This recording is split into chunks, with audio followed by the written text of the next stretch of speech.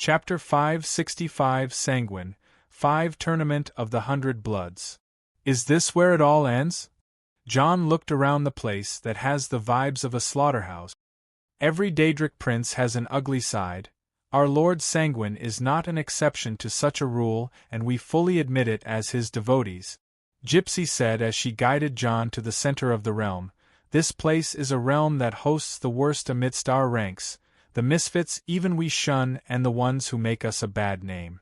Sadly, Lord Sanguine gains their loyalty and holds their sphere, thus it must be maintained for the sake of the return of our Lord.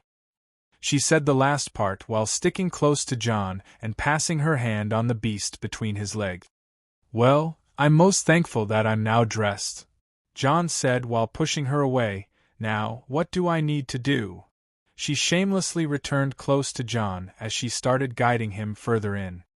First, you should meet the subjects in this realm. The realm was ominous for some reason as it felt heavy with the smell of blood. It is called the Sanguine Glades, taking the form of a vast forest with rough terrain and a lot of dangerous spots. Once the team of 3, Jon, Gypsy and the nameless girl, arrived at a certain spot, a few figures started to emerge from the surrounding thickets and from behind the rocks. High Priestess, it has been a long time. Your legs are still long and fresh. Are you sure you don't want to be part of the fun this year? One of the men spoke. Jon looked around and saw nothing but a bunch of men and women heavy with the scent of blood. The looks on their eyes along with the smiles on their faces may look calm and collected, but he can see the demons dancing in their shadows. The ways they look, walk and talk were those of degenerates who get off on the suffering of the weak. Jon felt disgusted by that kind, but Gypsy replied to them normally. It is nice of you, gentlemen, to keep thinking of me like that, but I would appreciate it if you hurry up and get today's business over with, she said and turned to Jon. Lord Krylan will be the host of this year's tournament of the 100 Bloods. He smells fresh, nothing feels sanguine about him, one of the men said as he walked closer with a pervert glare at Jon before he turned to the nameless girl. On the other hand, this weak little lamb seems like prime quality. Gypsy was infuriated like a flare after hearing that man, but it was Jon who handled him. With a simple stare as the man was walking towards the nameless girl, pride quietly floated, and out the blue, the man started melting. Seeing an actual living man melt as he still walked was one of the most traumatizing scenes ever. The girl ran behind Jon, and the melting man kept unknowingly walking until he was nothing but a still skeleton. This wasn't even the end of it. Jon used necromancy over this human mess, and the skeleton merged with the mess which once was its flesh and organs, getting all reconstructed together into a formless spawn of filth and bones. The monstrosity that he created was something out of the realm of his imagination, a literal piece of his mind, a place no one wants to ever experience. How is that for a sanguine? Jon said without even turning around to any of those maniacs. The word sanguine has double meanings. The first is optimistic, especially in a difficult situation, and the second is bloodthirsty. It only took just that to prove who is the alpha maniac. Nothing more is needed to put those cowards in their place. Lord Krylan, this reduces the number of participants in today's tournament to 99. Gypsy said. Can't we summon one more or just continue what we're doing with what we have? He asked. No, this is the sphere of bloodlust we are talking about, she replied. Well, all we need is a replacement. Jon looked at the bloody mess he made, then asked, explain this tournament of 100 Bloods. As you command, Gypsy replied. The tournament is about the indulgence in bloody situations. Those around you are some of the most experienced killers in Tamriel. I can teach a few children how to hold a sword for a week, and they'd haunt those so-called killers to the ends of oblivion. Jon laughed. Of course, have you heard about any of those killers targeting anyone who is not a woman or a child? Those cowards wouldn't dare to even look straight to a real man in the eye. Meh. If this is the last thing, let's just get it over with. How are we supposed to proceed? Jon asked. There are a total of 100 victims that will be released in this realm. Each of the 100 killers will choose one and show their skills in tracking and killing in the most violent of ways, and one will be chosen to win the favor of Lord Gypsy said, but Jon interrupted her. Jon, I am sorry, were you just saying something so boring? He looked at her and the rest of the killer with no interest before having an idea, change of plans. He found a nearby boulder and jumped on it. Alright, you fucks, gather around. I'm not killing you, don't worry, not yet anyway, he said and started casting large-scale magic. Out of the ground, a large smooth platform started to grow and gathered all of the 99 killers on it alongside Gypsy, the nameless girl and the gore slime Jon created. This platform joined together firmly and started rising up. Ladies and gentlemen, welcome aboard to the actual and fun tournament of the 100 Bloods. Now all of you motherfuckers have come here to prove that you are the best killer there is, but I find one thing very lacking, and that is an actual challenge.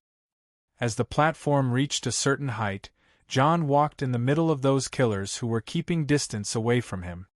Now, I trust that all of you brought the tools of your trade. Let's see.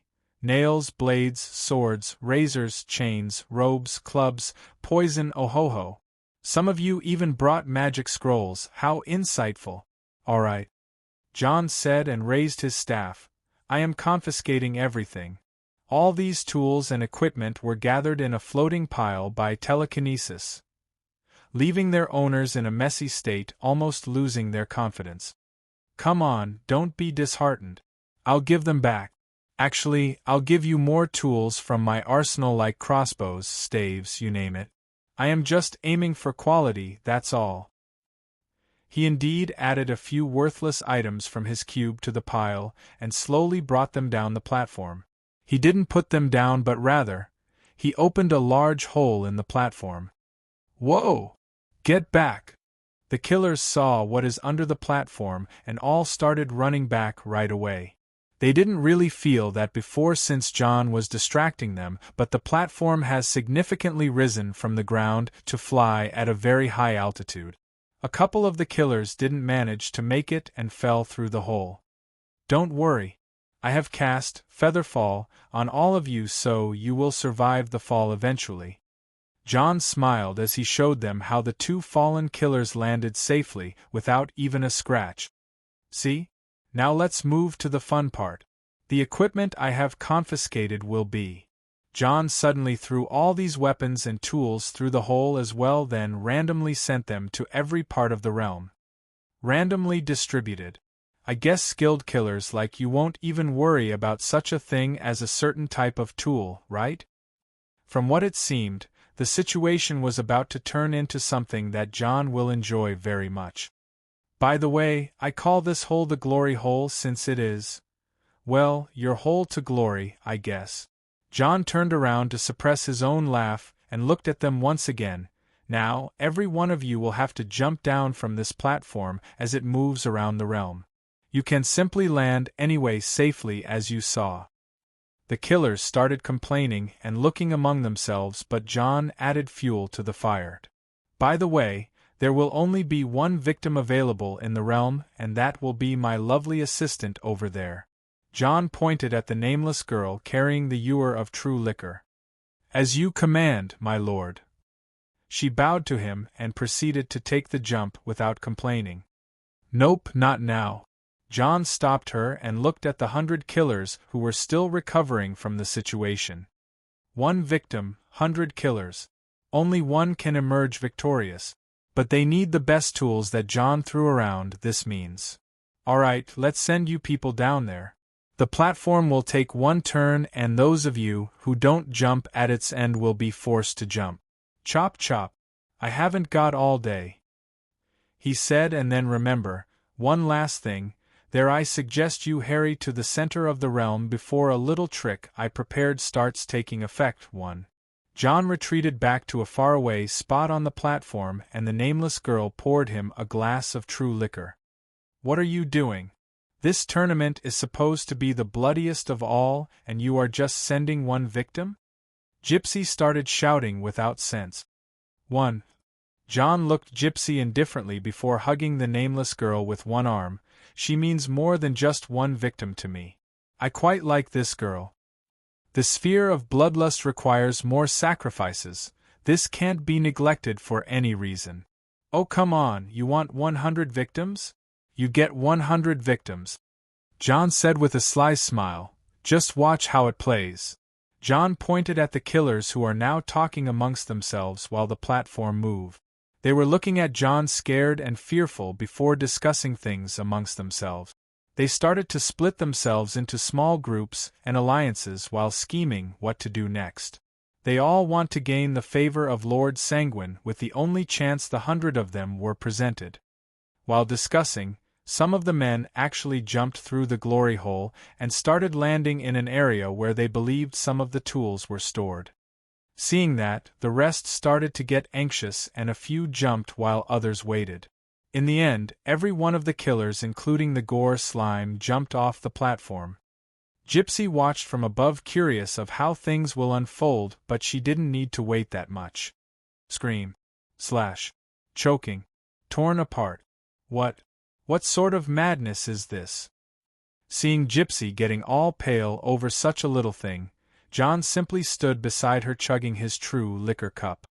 This is human nature at its best, Jon said, the only thing that will never ever disappoint. He walked around the glory hole and faced Gypsy from the other side while watching the situation down below of the murderers butchering each other. Welcome to the Battle Royale of 100 Bloods. 99 victims and only one shall gain the favor of Sanguine. I mean, what is the point of being the best if you're not the last man standing, right? No. This shouldn't have happened. 100 killers, 100 lambs. That's the rule. Gypsy cried. Rule? Jon smiled. I know, but wasn't my rule that you never try to trick me, Gypsy? He walked on air, actually levitating, and closed in on her. Then, with simply his will, he raised her up from the neck with magic. You shouldn't have crossed me, priestess. I know very well what you wanted from me, and in truth, I feel disgusted. Jon spat on the ground and looked at her unamused. By the way, the rules of this realm are pretty simple. It only requires 100 violent kills regardless of the method or the identity of the sacrifice. I started it with turning one man into a spawn of his innards, and the killers are doing the rest on their own. I even pretended to be adding a single lamb for one single winner, but let's see how this unfolds. It was indeed as he said. The mayhem started to get out of hand as almost half of the killers were now victims, but the situation was very much spread around, well, that until something started happening at the edges of the realm.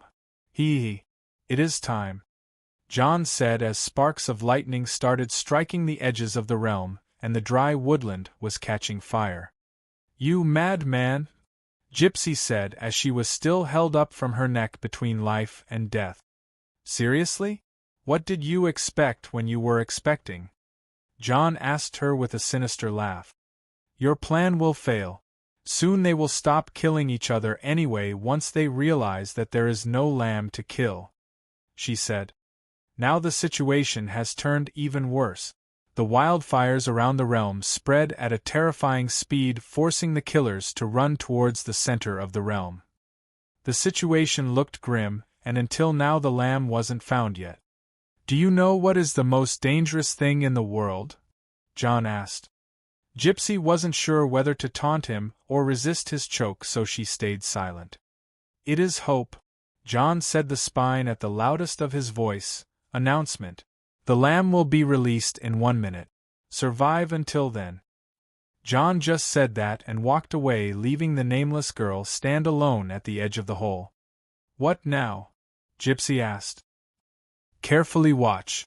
Faster than the spreading wildfires, faster than the death looming in any place in oblivion, the death rate soared in an instant.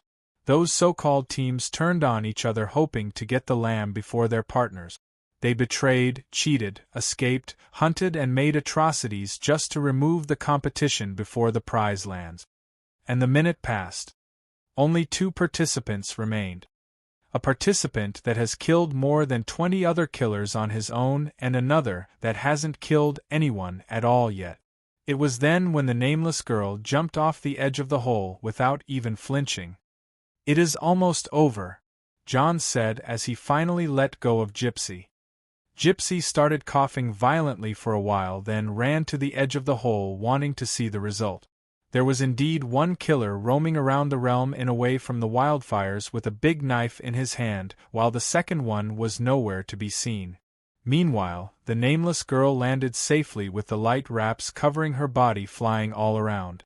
She looked so weak and innocent despite being a maiden of the true liquor, someone who lived an eternity in a drunken euphoria.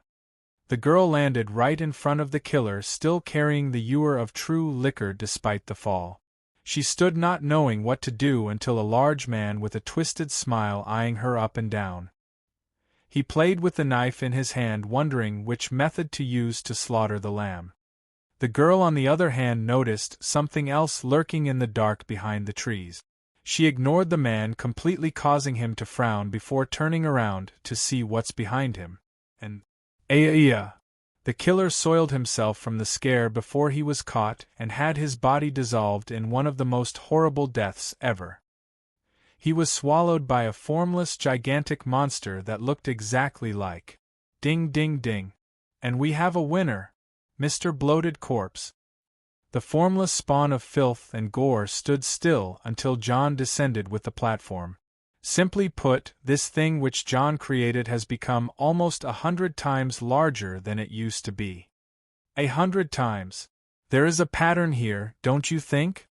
Jon asked. Gypsy was utterly shocked seeing this unidentified monster. What is, no way. The 100 Bloods, the killers? Yes, your very special all-in-one package. You monster? She said. Exactly, but it is very confusing if you call me that way. I mean, I wouldn't have hosted this grand event on my own.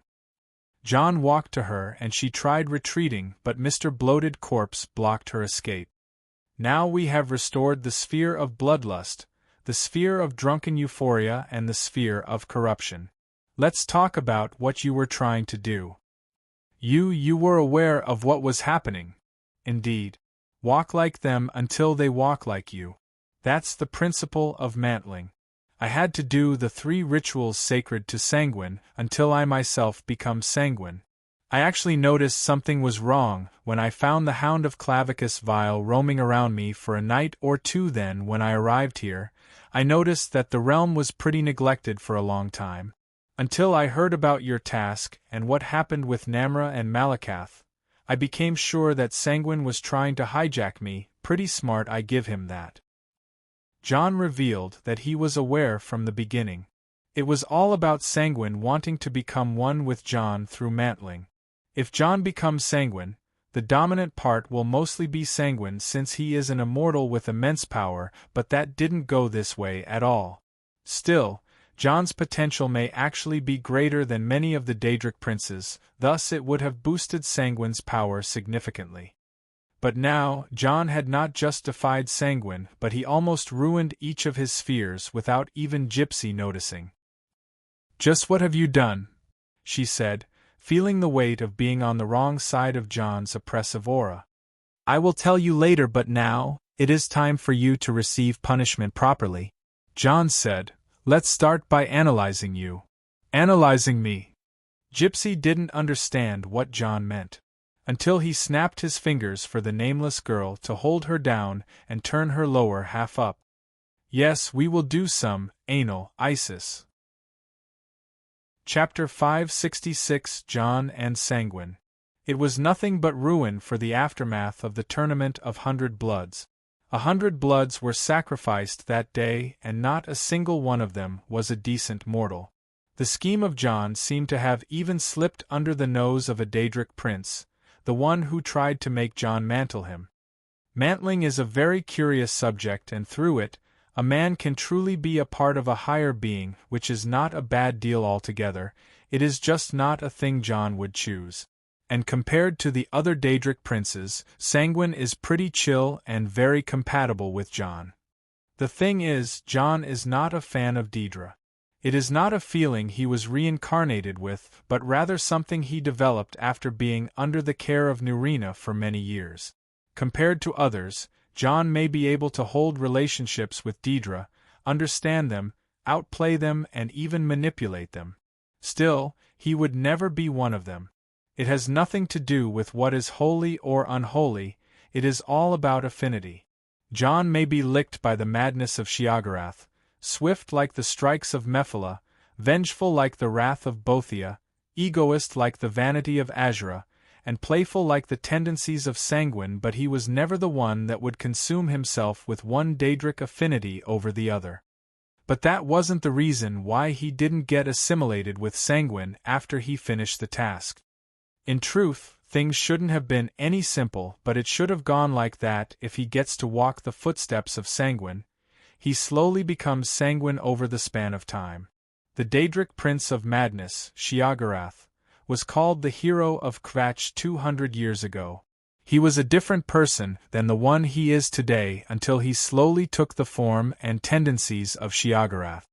Understanding why Jon refused the illustrious offer of immortality in the shoes of Sanguine and having all the eternal pleasure of this realm is exactly like trying to understand why a little child doesn't want to eat broccoli. They don't like the taste despite the benefits and clearly would just do anything to not eat it. That's what being a Daedric prince means to Jon. Broccoli?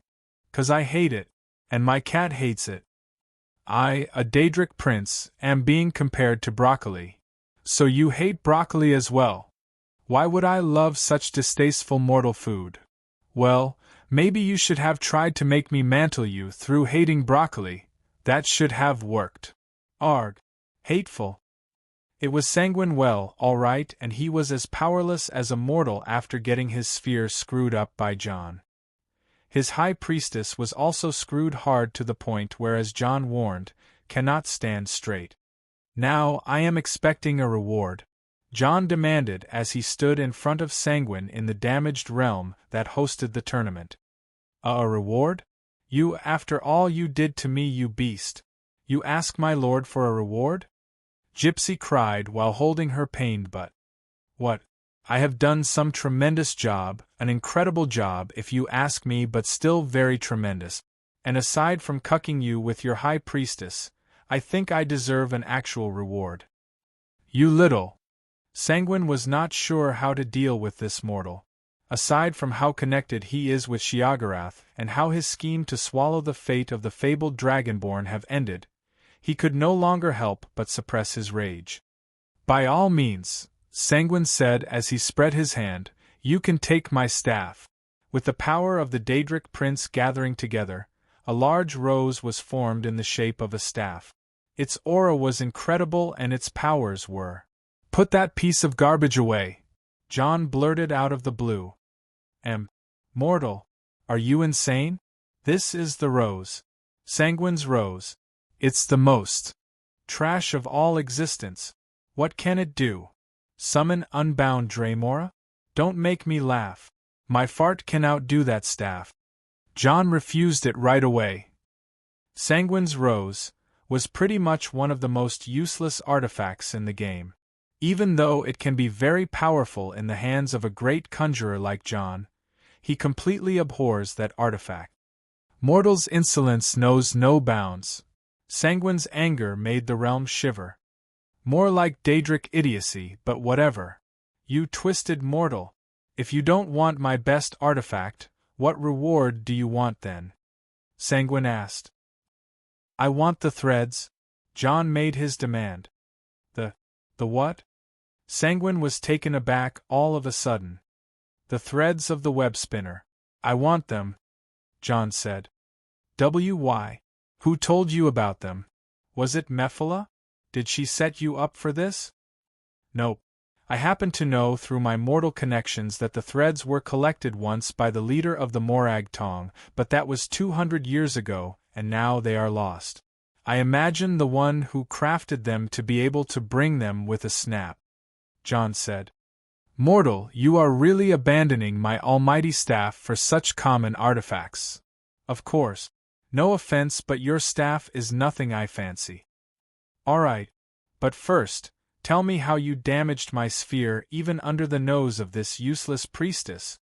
Sanguine was pretty angry to the point where he pushed Gypsy away from his sight.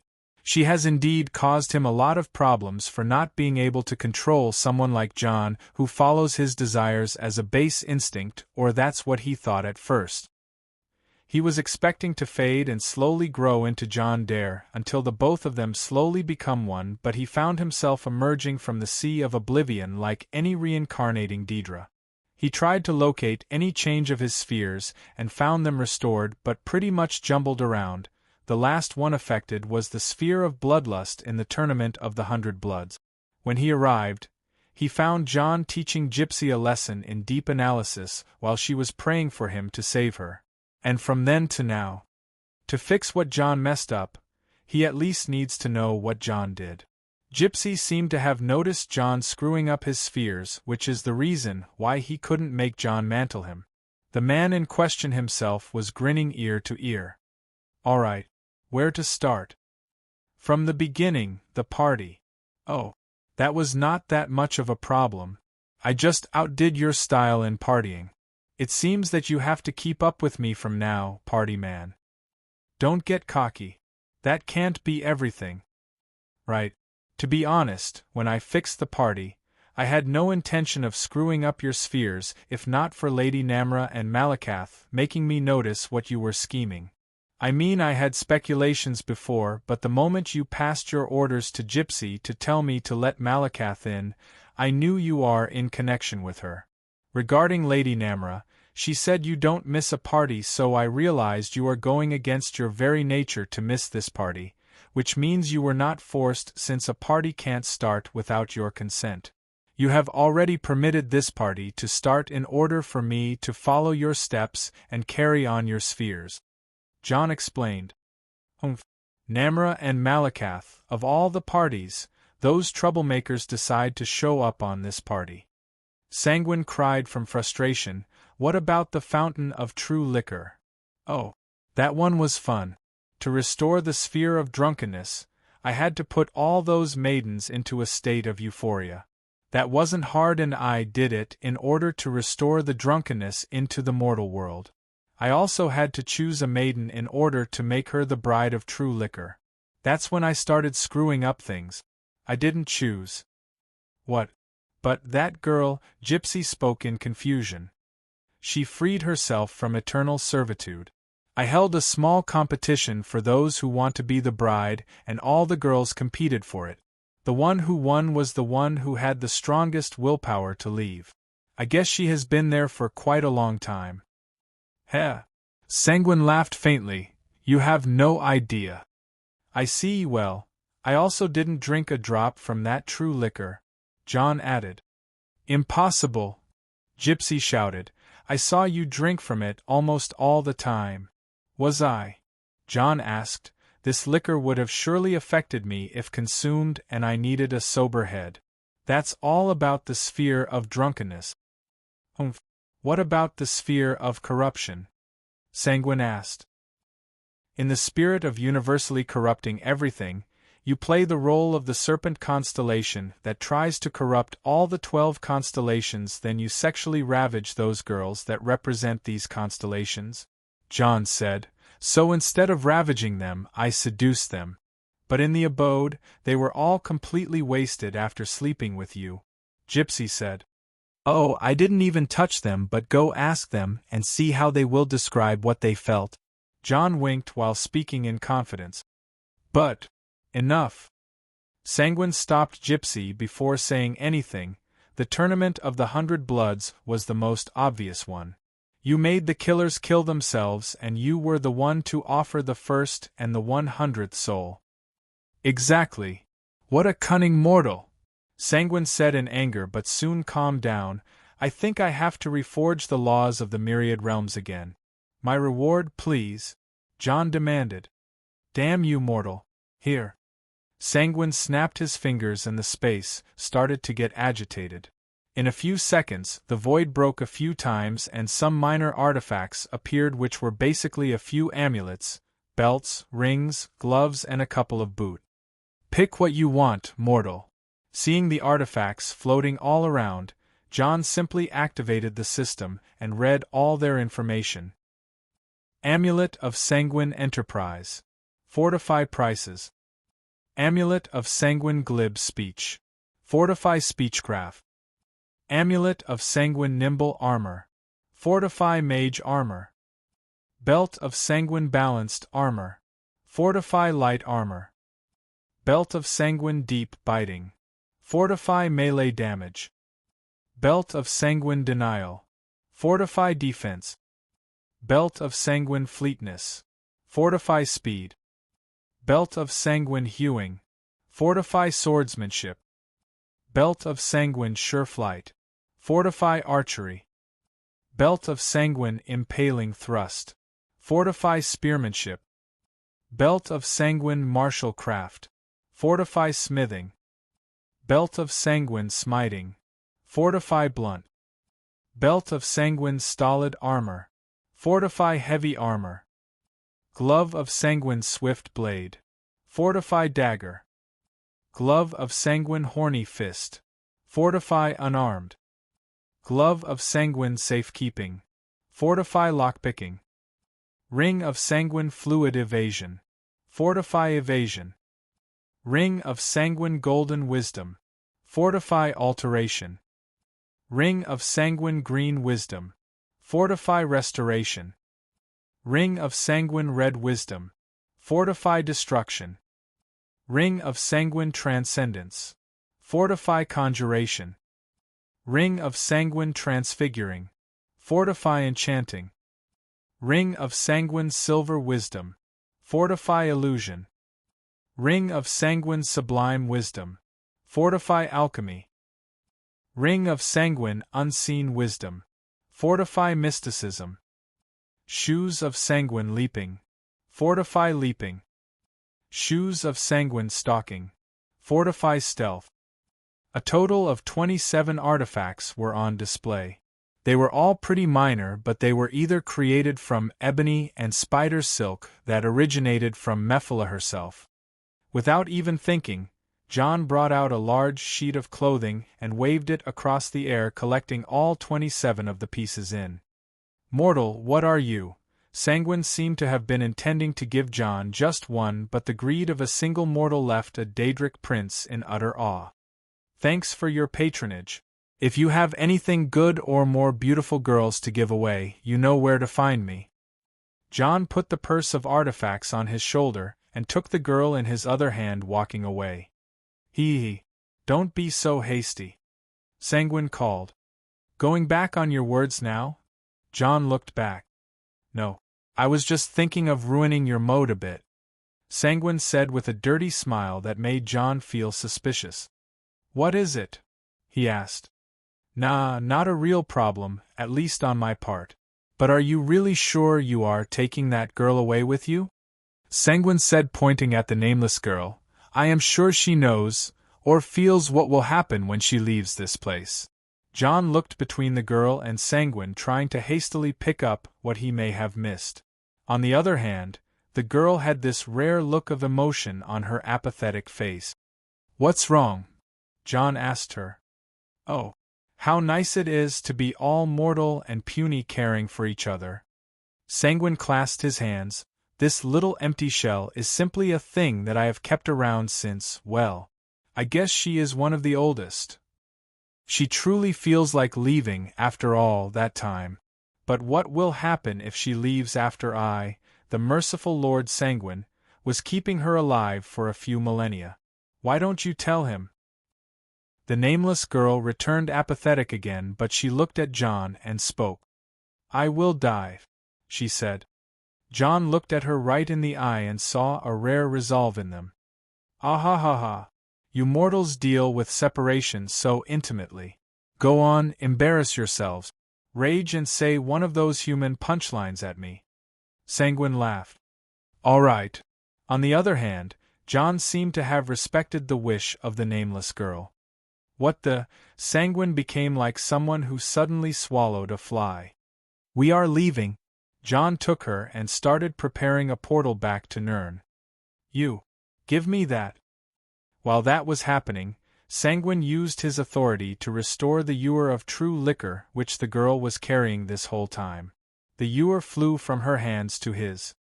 "This liquor belongs to me," Sanguine said in a ruined mood now that he couldn't ruin Jon's. Jon simply looked at Sanguine chugging from the ewer, and as he noticed the girl turn around, he saw her smile mischievously. What an innocent mischievousness she had! At that moment, Sanguine started to violently cough. Gypsy was standing beside him looking at the ewer, which clearly had the crystal-clear true liquor. She was not believing that a liquor was strong enough to make the Prince of Liquor himself back down. "Just what is that thing Jon was drinking so far? What is that, cough cough? You replaced the liquor with this rotten vodka?" Sanguine was trying to get whatever he drank out of his system. Jon smiled, almost laughing. "It is vinegar, pussy." Chapter 567 Long awaited. North of Cyrodiil.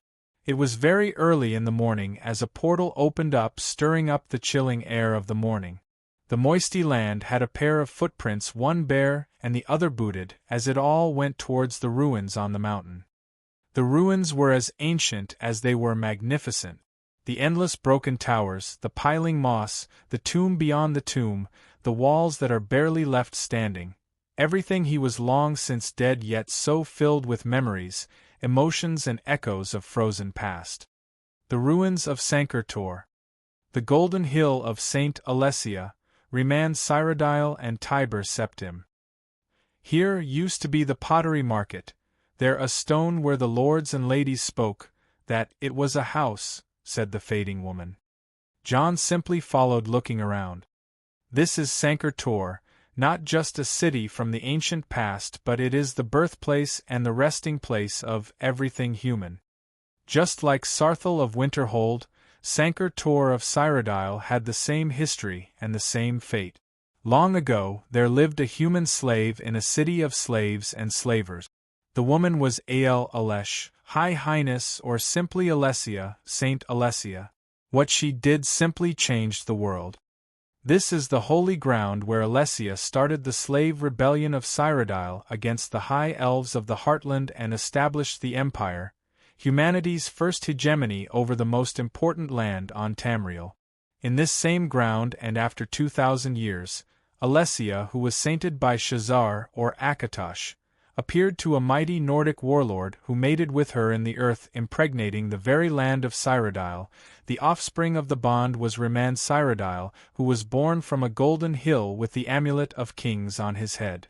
1,000 years after, Tiber Septim conquered this old citadel and died fighting here before his ascendants, right at this spot in this world.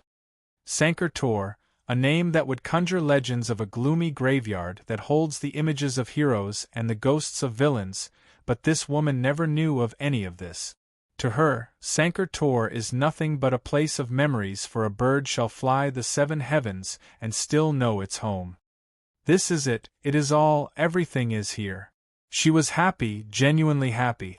What she lost is returning to her amidst the ghosts of the past and the sands of lost time. The reality she lives is not what Jon sees. She saw the people she once knew, the things that were once there, and the magic of an olden past. Thank you. And she perished, she faded in time, for nothing is supposed to last what she lasted. That is a good ending, he said, an ending I hope to have. He turned around to leave, but she reappeared again. You are not leaving me, are you? Jon asked the ghost that returned, but he knew that was no longer her. It is his longing for purity, his redemption of the sins. You wish to take away my sin? He asked. I have 7 of them, for I am a sinner man. Take it if you wish, it is about time someone bears the damnable lust. Jon opened his hand, and the last image of the lust, the small gem it turned to be, flew towards the image of that woman and landed on her forehead and remained there. The apparition became real, and the nameless girl became nameless no more. Say your name? Jon asked. Venus, she replied. The true last form of lust became that woman which Jon found appealing to the eye. The nameless girl from before was a very unfortunate young woman who was offered to Sanguine and kept as his trophy for long ages. She was freed by Jon, and on his way out of oblivion, he asked her to remember her home, and she described the citadel on the hill beneath the mountains ruled by slavers and filled with slaves. Such a place could only be Sankertor. When she came to the mortal world, she could no longer sustain herself due to exceeding her lifespan and her soul yearning for the life she had, fading away to dust. Only a ghost couldn't escape this reality and remained behind to haunt no one but the one who brought it here, Jon. The haunted simply offered another alternative to the soul of the poor girl: be one with him and live in the light, doing what she does best, bringing men and women to their knees. Lust gave her a vessel to inhabit and a purpose to follow, while she gave a lust a personality to embrace and a warmth to touch. "Homan, you got a pet?" Nefertiti appeared on his shoulder, looking at the appearance of Lust with interest. "I plan to keep her around," he said. "Good, a new servant." She jumped on Venus and rested between her arms. "Make her take me around." "You lazy cat." Jon shook his head wryly but didn't really disapprove, as he felt the urge to ruffle the fluff of Nefertiti while she enjoyed it. He then caressed the face of Venus as he felt actual warmth from it. "It indeed feels nice," he said, dismissing the fact that this is just an illusion, a perfect one, still as Lust was still the only real form in this whole thing. "Let's go home." Jon turned around to leave back to the portal, but he stopped as he felt a presence. He simply stood amidst the graves and the ruins, looking to the side until a band of 3 appeared. "Who goes there?" The voice of an elf sounded. "Show yourself, wait. That's a woman." 3 elves in Dominion armor showed up with their blades drawn. All they saw was a human woman of enchanting appearance. Her appearance was so captivating despite not being the most beautiful woman in the world, but she just went straight to their heart and clouded their minds in judgment.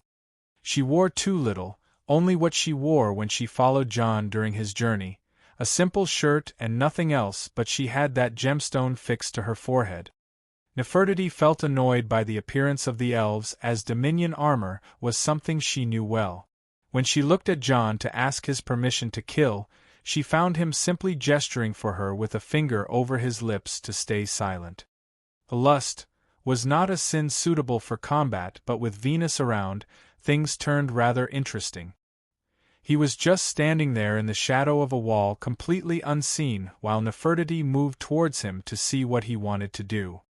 Meanwhile, the 3 Dominion soldiers walked while holding their breath towards the woman they saw. "Is it truly a human? Such presence. This woman isn't normal. Be careful, she can be a worshipper of Talos. Let's interrogate her." The 3 moved with conflicted intentions towards the silent woman, who was simply looking at them, slowly being intoxicated by her aura. She made their minds feel numb and their instincts to go off the closer they got. "Venus, show me what you got."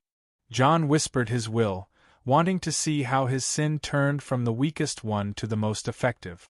Venus heard, and she swayed left and swayed right like a dancer. The 3 elves stumbled left and right with her without even realizing what got to them. She did a spin, and while doing so, the simple shirt on her turned into a dress red of color with all the illusions she was capable of. The elves were so much under her spell now as they could no longer help but stand still in a deep trance. She moved at them with no killing intent or any bloodlust. The moment she stood between them, they all started lusting and forgetting what they were. The 3 surrounded her and she touched their faces and necks, firmly making them her thralls, and then she held the sword hand of one of them, pointing the blade it carried to the neck of the other. The blade slid slowly through the neck of the elf by his friend's hand, and none of the 3 felt anything.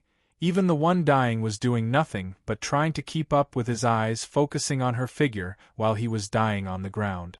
And the Sen stabbed the 3rd the same way, leaving only one dancing with her as she walked behind him, holding his sword hand with its blade to his neck. Slit. Swoosh. The moment Venus made the blade go past the neck of the 3rd elf, an arrow broke through the air, and pierced through the waist of Venus from one side, passing clearly to the other. Nothing happened. Venus only disappeared like a ghost, and a lust flew back to Jon in a beeline. The 3 elves were now dead, but a 4th appeared holding a bow. He saw his 3 companions lying dead with their throats gushing warm blood. Shit! Shit! Shit! Shit! A killer is hiding! Gather here! He started shouting in panic, gathering the rest of the Dominion soldiers and the Thalmor justiciars fortifying the old ruins. But as they arrived, they found a red-headed demi-giant standing behind the archer and twisted his neck the wrong way. Wrath, lust, greed, pride. I have piled up a lot of stress. Offer me another massacre. Winterhold. This is all for the situation, Mistress Alina. An agent said in utmost respect. Tell Julliner to try to open the negotiations once again. We can't afford to have the roads busy with refugees over that stalemate the war is putting us into. She gave her command before the agent left. Now that she is all alone in the balcony surrounding the upper part of the tower, she found nothing to do except walking around the large area and starting to trim the thorns of the flowers she was growing around the place. She was in her home robes, long red silk robes that arrived at Winterhold from Hammerfell as a gift from Prince Karim of Stros-Mkai. As Alina enjoyed expensive things the most, she monopolized all the beautiful gems and clothes, sparing few for the other girls. Her self-centered attitude was expected from her as the wife and the mistress of the Dare household. But the master of the house has gone to party in oblivion. The mere thought made Alina clip the flowers violently when she thought of it. The situation on the South Road must be very stressful for you, wife, Jon said. Yes, you insolent bastard. If only you were here to take care of your wife instead of swinging your dick around. Wait. She turned around. You are here. Jon looked at her as he was covering Nefertiti's ear and looking seriously at her. Language. She rolled her eyes in exhaustion and put away the clippers as she walked to him and took Nefertiti away. How is my little girl? Did that bad Homan drag you into one of his stupid escapades again? Come with me, let's stay away from him. Alina walked away with Nefertiti inside the tower while Jon was watching with interest. As they disappeared inside, he took an apple from the nearby table and sat on the seating area, stretching his body over the couch overlooking the city down below while bracing for impact. Alina walked out again as he expected and walked towards him with long strides and an upset face. You unfaithful man, how many girls did you fuck? Answer me, she asked. Jon gestured with one finger, then added another. 2? Only 2? Weren't you supposed to be in Sanguine's realm? Well, let me tell how it all went down from the start. As his habit, Jon spilled all the beans to Alina from the moment he entered oblivion to the moment he left. Her expressions shifted between indifference towards the ordeal of the Daedra, then pity towards the situation of the maidens of true liquor, then to a hysterical laugh when it came to how Jon played Sanguine around, and finally to deep anger when she heard of how Sanguine intended to trick Jon. In the end, I only slept with the maiden I freed and analyzed the woman who tried to trick me. I guess I am safe? I'll overlook the analysis for now, but that girl you freed, I want my share, she demanded. You will have it, he said. I just sent her to deal with the situation regarding the skirmish of the Stormcloaks and the Imperials on our borders. She has that much power. Heh, you have no idea. Jon managed to pull Alina close to him as she simply laid down beside him. What will you do about the Daedra? Alina asked. Sanguine won't bother me. He had his fun and I had mine. Aside from that, there is Clavicus Vile. From what I understood, he was the one who suggested this folly to Sanguine. I still have his dog in a cage though. Jon said. Master Nerina won't be happy. She won't. The two of them nodded. At that moment, Alina remembered something important. Right, a report arrived an hour ago, she said as she retrieved a piece of paper. It seems that your prophecies are correct again. That jester you spoke of appeared close by the Lorius farm on the road between Whiterun and the Pale. Jon heard those words and his lazing body regained its vigor almost instantly. He finally appeared? I thought I missed him. Jon's reaction was very serious now. What happened? Alina asked, seeing her husband act like that. Let's go, I want you to meet that jester. Bring Jull along. Jon quickly changed into his traveling gear, and started to open a portal. The man he was waiting for finally showed himself. Cicero has appeared. Chapter 568 Beth's Initiation Ceremony. Act. Bother and befuddle. Stuck here. Stuck. My mother, my poor mother. Unmoving. At rest, but too still. Cicero. See? I told you. Jon. Waha. That guy is a total nutjob. Jull.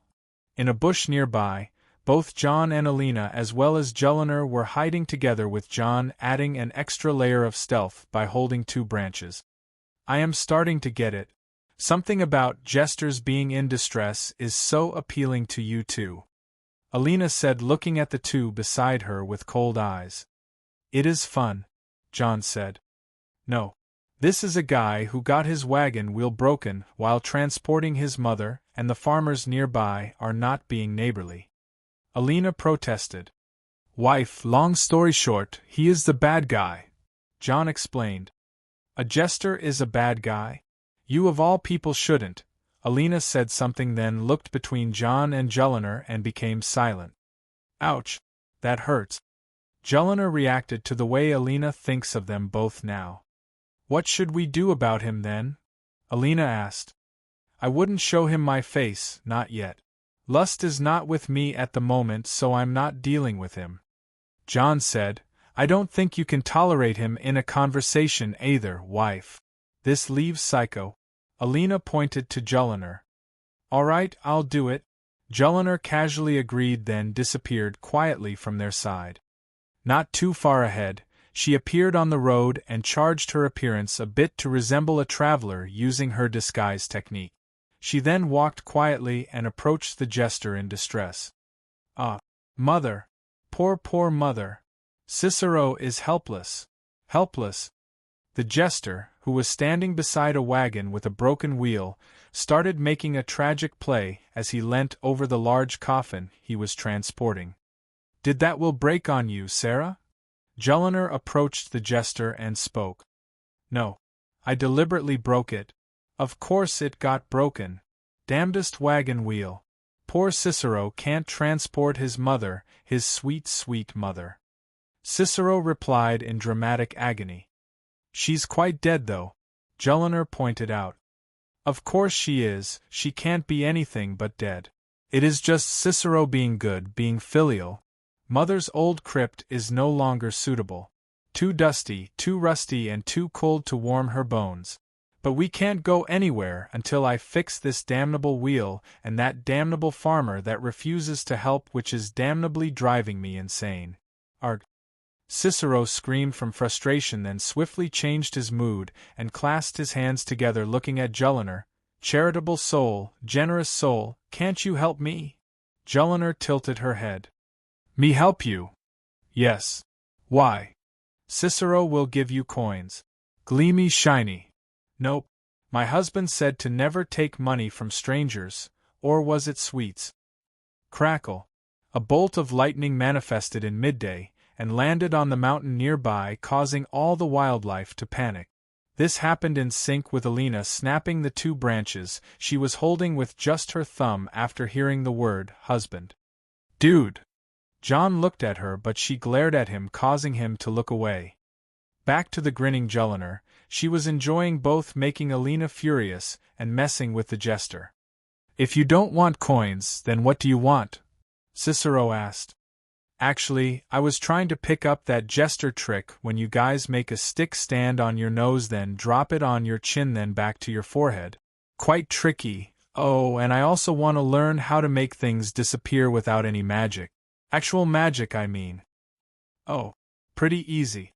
The first trick is a bit practical, so it will take some time training, but the second one is quite easy.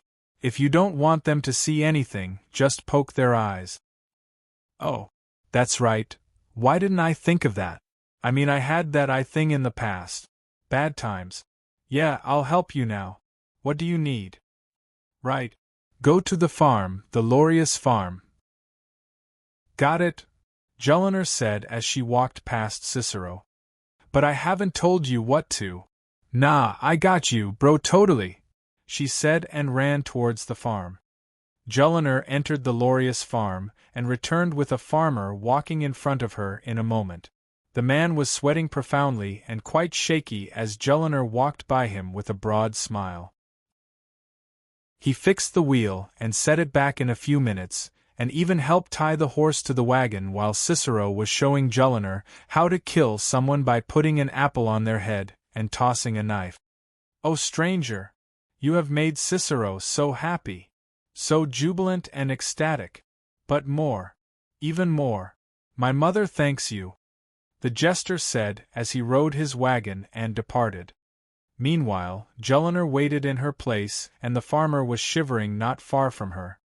Lady, piss off. The farmer ran away back to his farm while Jon and Alina appeared near Gluttony. Sigh. My mother told me once that we had relatives in Cyrodiil, Gluttony said with a sigh. I'm sure none of them are jesters, Jon said as he removed a droplet of blood from Gluttony's face with a finger. Chicken blood? That was fun for a moment there, but don't scare the common people again. Alina scolded Gluttony. Sister, you are the wife they love, I am the wife they fear, Gluttony said, teasing Alina even more. You little skank. Alina tried to punch Gluttony before the latter could run away, but catching Gluttony is simply too difficult with her current ability. It was fun, but I will head to Rift End now. Gluttony's voice echoed as her presence completely faded. Alina held her head in frustration and turned to Jon. So, a jester going crazy, what is the big deal about him? She asked. Him? Aside from being a member of the Brotherhood, there is nothing special about him, Jon replied. Wait, the Brotherhood? The Dark Brotherhood? She asked. Yes. I told you I have plans for them. Yes, but why didn't you tell Jul? Well, she impatiently went on her own. Also, I wasn't really trying to get her into that Brotherhood project. Then, my main purpose was to tag the guy with magic. He is traveling on a wagon, and I know his destination quite well, but I need to keep an eye on him. You just said he is not that special. What he is transporting is. What, that's his mother's body. Gross.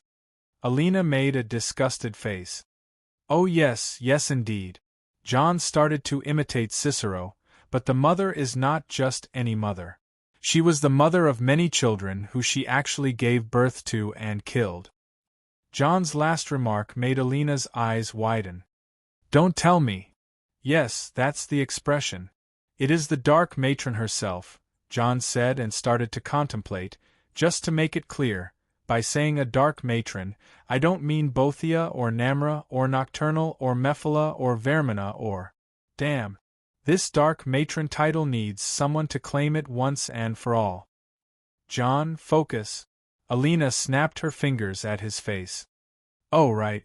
It's the Night Mother, he said simply too casually.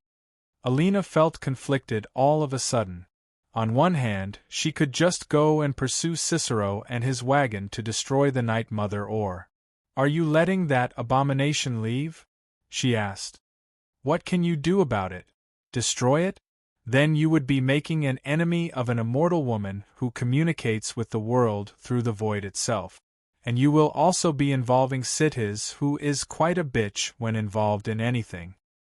Alina remained silent after Jon's reply. I know you can argue with the Daedric princes being forces of nature, but the Night Mother is just evil, husband, Alina said with concern. I know. He nodded. That's why I won't involve anyone other than myself with the matters regarding the Dark Brotherhood. It was one of Jon's most important decisions. The Dark Brotherhood is not the Thieves' Guild where he got all sorts of connections, it is the bloodiest cult in the entire world, and their quest itself is a major death trap, thus Jon needed to prepare many things first. He returned with Alina to Winterhold and checked on his journal to see how Wulfr, Alina and Jullinar advanced in their missions. Wulfr, of course, was assigned to the companions, Alina in the college and Jullinar in the guild. The companion storyline has slowly started to kick in with Wulfr going every weekend with the companions doing a job or two. The college's situation was by far the most advanced as the Eye was still under investigation and Alina just started lately to look for any books regarding the Eye. The situation in the Thieves' Guild was by far the slowest, since the only thing Jullinar has managed to do is to sabotage the Golden Glow estate. Aside from the factions, the dragons seem to have calmed down a bit compared to before. Jon doesn't like the calm before the storm, but he had to make the most of it. This day, the main expedition team headed out of Sarthal under the lead of Mjal the Lioness to search for the lost city of Blackreach under Winterhold itself. Truth be told, Blackreach may extend further all the way to Jalmarch across the Pale, making it almost twice the size of any northern hold, or almost as large as Whiterun itself, all underground. Jon accompanied the team during the first day, but they met a lot of obstacles blocking the road around the ruins of Alftand.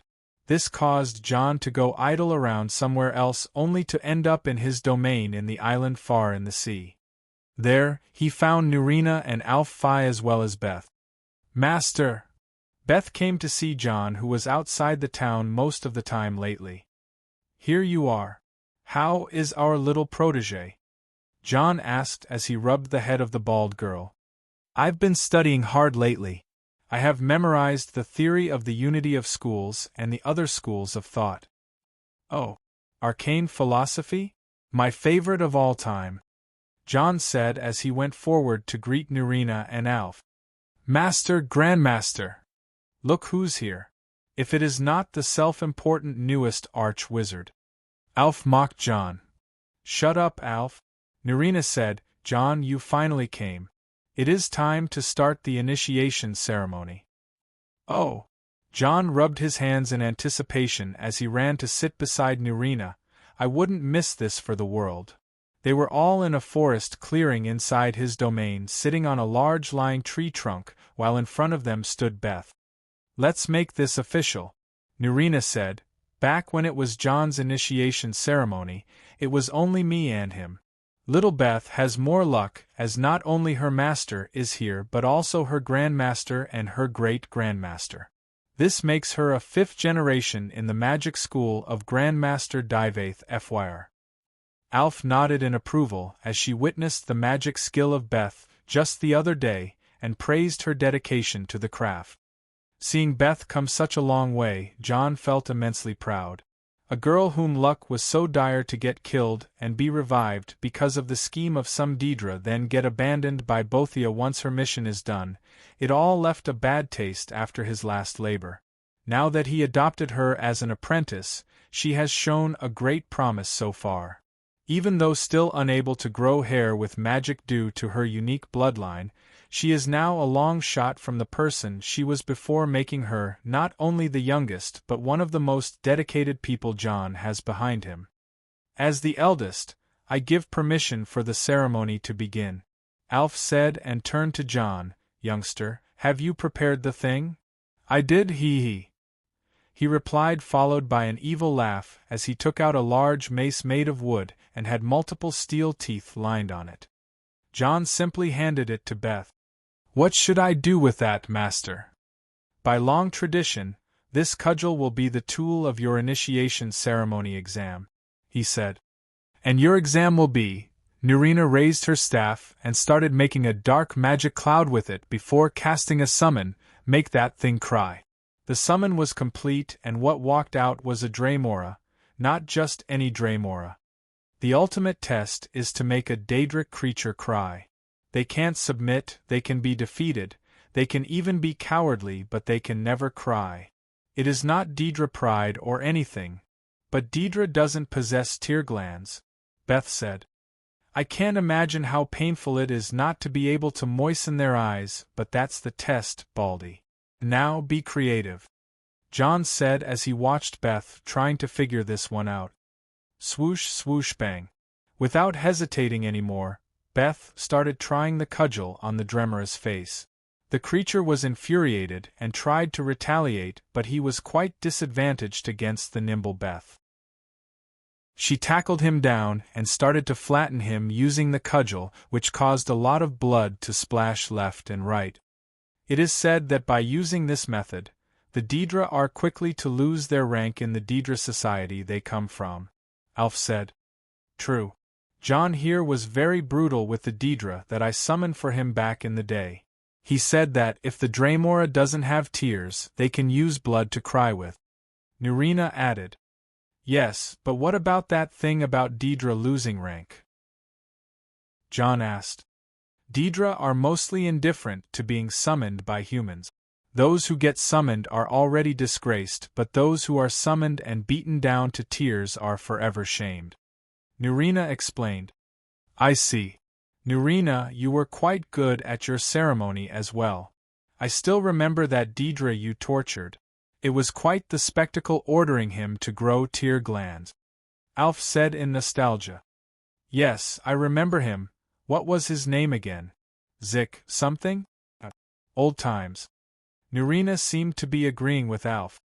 Meanwhile, Jon heard the name and preferred to stay silent. Now that he thinks of it, he never mentioned to Nerina that the Daedric Titan he summons is called Zykel. Then again, that guy has quite the low self-esteem. It can be some similar name though. What are the chances anyway? Chapter 569 Gluttony 1. Oblivion, the Hollow City. During the past 2 years, the Hollow City was finally establishing itself to be a safe zone in Hell like it once was 1,000 years ago.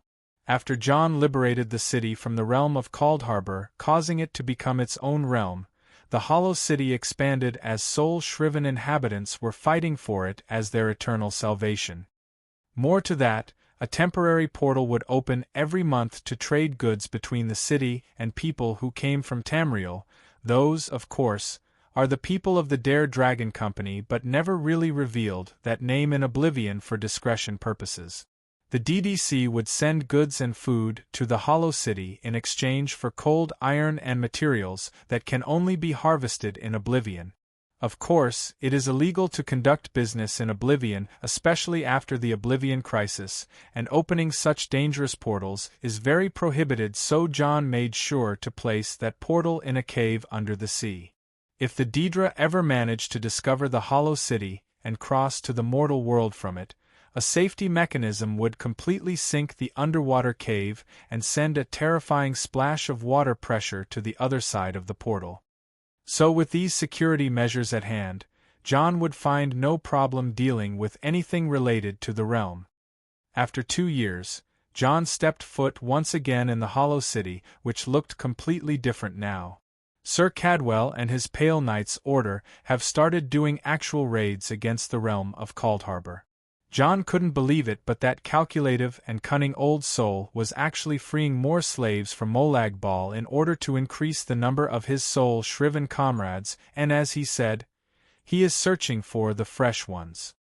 The soul-shriven of Kaldharbor are people who used to be mortals, but Molag Bal has tempered with their souls, taking away their Anuic animus and replacing it with a Daedric one like the Daedra. It makes the soul-shriven almost immortal, but at what cost? They had an expiration date to their minds. After they die a few times in the extensive torture of Kaldharbor, their minds become completely broken and they turn feral. Those ferals are used by the Daedra as labor animals and cattle in the best cases. What Sir Cadwell was looking for was people who haven't died even once and had the ability to preserve their minds like himself. After all, he has lived, technically as a soul-shriven, longer than anyone or anything, putting him in a close age to people like Divaith Fyr. Whatever the result, Jon didn't have that much hope regarding the soul-shriven. As long as they are useful, he will conduct business with them. If they are not, he will cut ties right away. But there was one thing important that made him be appreciative of the fact that he has Soul Shriven on his side. In the Hollow City, Jon discovered that Serana Fokihar, princess of the vampire clan Fokihar, has left him a message. Your spell has been broken, but I recovered the thing you left behind. My father is calm on the outside, but his rage will be directed towards you once the castle reaches the mortal world once again. Be warned. Take those who are close to you and flee. I don't wish for my father to possess the power you can grant him. Cold words after cold words, making Jon sigh between every sentence as if he was being pitted. Where's that cycle? Jon threw the message in the fire and started looking for someone to vent some stress on.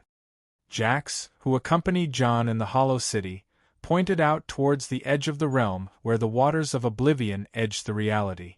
Jon arrived there and found Zykel having some quality time bossing some soul-shriven miners around. Look who's here! If it is not our friend Zykel, whom we totally ran into by chance and totally weren't looking for him on purpose, Jon said as he made himself visible to Zykel. Jax snorted, knowing the sadistic nature of his master is obviously up to no good again. Meanwhile, the Daedric Titan that is Zykel tried to slide away, silently acting as if he didn't notice Jon. Hey! I am right here, you asshole! Naturally, Jon left no leeway for him. Ha! Mortal? What are you doing here? Zykel turned around, feeling like he would bury himself if he could. Why are you stuttering, old friend? If I wasn't here to reward you, I would have thought you were thinking I am here to bully you or something, Jon said as he pulled the horn of the Daedric Titan down by one hand. Come on, mortal. Last time you summoned me was the most shameful of all. I got killed in less than a minute. Zykel couldn't believe Jon. Exactly. Last time you were against a real dragon, you idiot. It is praiseworthy you lasted a few seconds. Jon slapped Zykel's forehead and continued, That's why I will bestow a gift upon you today. Seeing Jon all excited, Zykel didn't let his guard down and replied with narrowed eyes. What kind of reward would it be? Take a wild piss. I don't know, you never rewarded me. You unloyal bastard. How could you forget that I bestowed upon you this body of Daedric Titan, making you the coolest Daedra in Oblivion, and sat your revival location here, so that you never get caught by Molag Bal? Tsk. Jax, this child has become too unruly. Yes. Master must see to re-educate him. Jax nodded. Arg. I get it. What do you want from me, mortal? Zykel decided he can no longer escape the tragedy about to befall. Zykel, we have known each other for 3 years now. Aside from turning you into a Titan, I am now going to turn you into something new, Jon said brightly. Hold up. I very much like being a Titan. Zykel started shaking his head and backing away. Oh, don't get me wrong, me too. I am only going to give you an extra ability, Jon said. You see, I have been experimenting with Daedric Prince's spheres of power lately, and I have come to discover some interesting new things. I have been hiding you here in this realm for some time now so that Molag Bal doesn't notice you, but I can now break you from his influence. Huh! Come on, Zykel. Don't you want to live freely? You are basically a slave to Molag Bal, but you can break that bond now once I remold you. Jon's offer sounded too good to be true at that. Zykel thought of the best-case scenario and asked a certain question. How painful will it be? Jon's sly smile crumbled and gave out a long sigh. You see, that's what I hate about Daedra hanging around mortals too often. They can get some brains after all, Jon said as he looked coldly at Zykel. I knew it. Zykel seemed proud of his achievement, exposing Jon, but he soon came to regret it. Plan B. Out of nowhere, Jax threw out a long orichalcum chain over Zykel, which caused the Daedric Titan to panic, but on the other side, Wrath appeared and received the other end of the chain. In a few swift movements, the chain was wrapped around Zykel, binding his legs, hands, wings and mouth. Kuo mole! Curse you, mortal! Who told you to use your brain, you fool? Jon said as he opened a portal with pride, while putting on the mask Krylon and donning greed as a cloak. Didn't you have an overkin sister who works the Black Forge in Cold Harbor? Let's go pay her a visit. What Jon did a while ago was something, and what he said just now was an entirely new form of horror. Zykel is used to Jon's bullying, but there is one that he fears above all else. His sister. The Black Forge was a place famed in Oblivion for being the most unfortunate spot a Draemora or a soul shriven can be assigned to. It is basically hell incarnate. The soul shriven would be used like animals to transport ore and rotate the mills under the whip of the Draemora slavers. Even the undead would receive better treatment compared to what the soul shriven get. On the other hand, the Draemora workers of the forge would work day and night in folding metal and shaping weapons. The overseer of this hellhole is Vixalai, Zykel's sister. For Daedra to become brothers and sisters is not something unusual. Zykel and Vixalai were from the same patch that was created from the Chasm of Oblivion. As they were adopted in the same Draemora clan, they were considered churls together and dreamt about vanquishing mortals together. Still, reality was too cruel since Zykel was very frequent to get summoned by mortal wizards while Vixalai found her opportunity in the Black Forge. Over time, Zykel became a low-ranking Draemora while Vixalai became an overkin, a noble among the nobles of Oblivion. But one day, an invader broke into Cold Harbor and Zykel disappeared for almost 3 years, yet on this very day, Vixalai could finally sense Zykel nearby. Shaka, Aksuka, bring me my hammer, not the forging hammer, the disciplining hammer. Vixalai shouted as her assistants ran around to bring her a very sinister hammer that she can wield properly with one hand. Vixalai's appearance is not that different from any female Daedra. She is bald, mean-looking, ugly and definitely with some bone spores and horns on her head.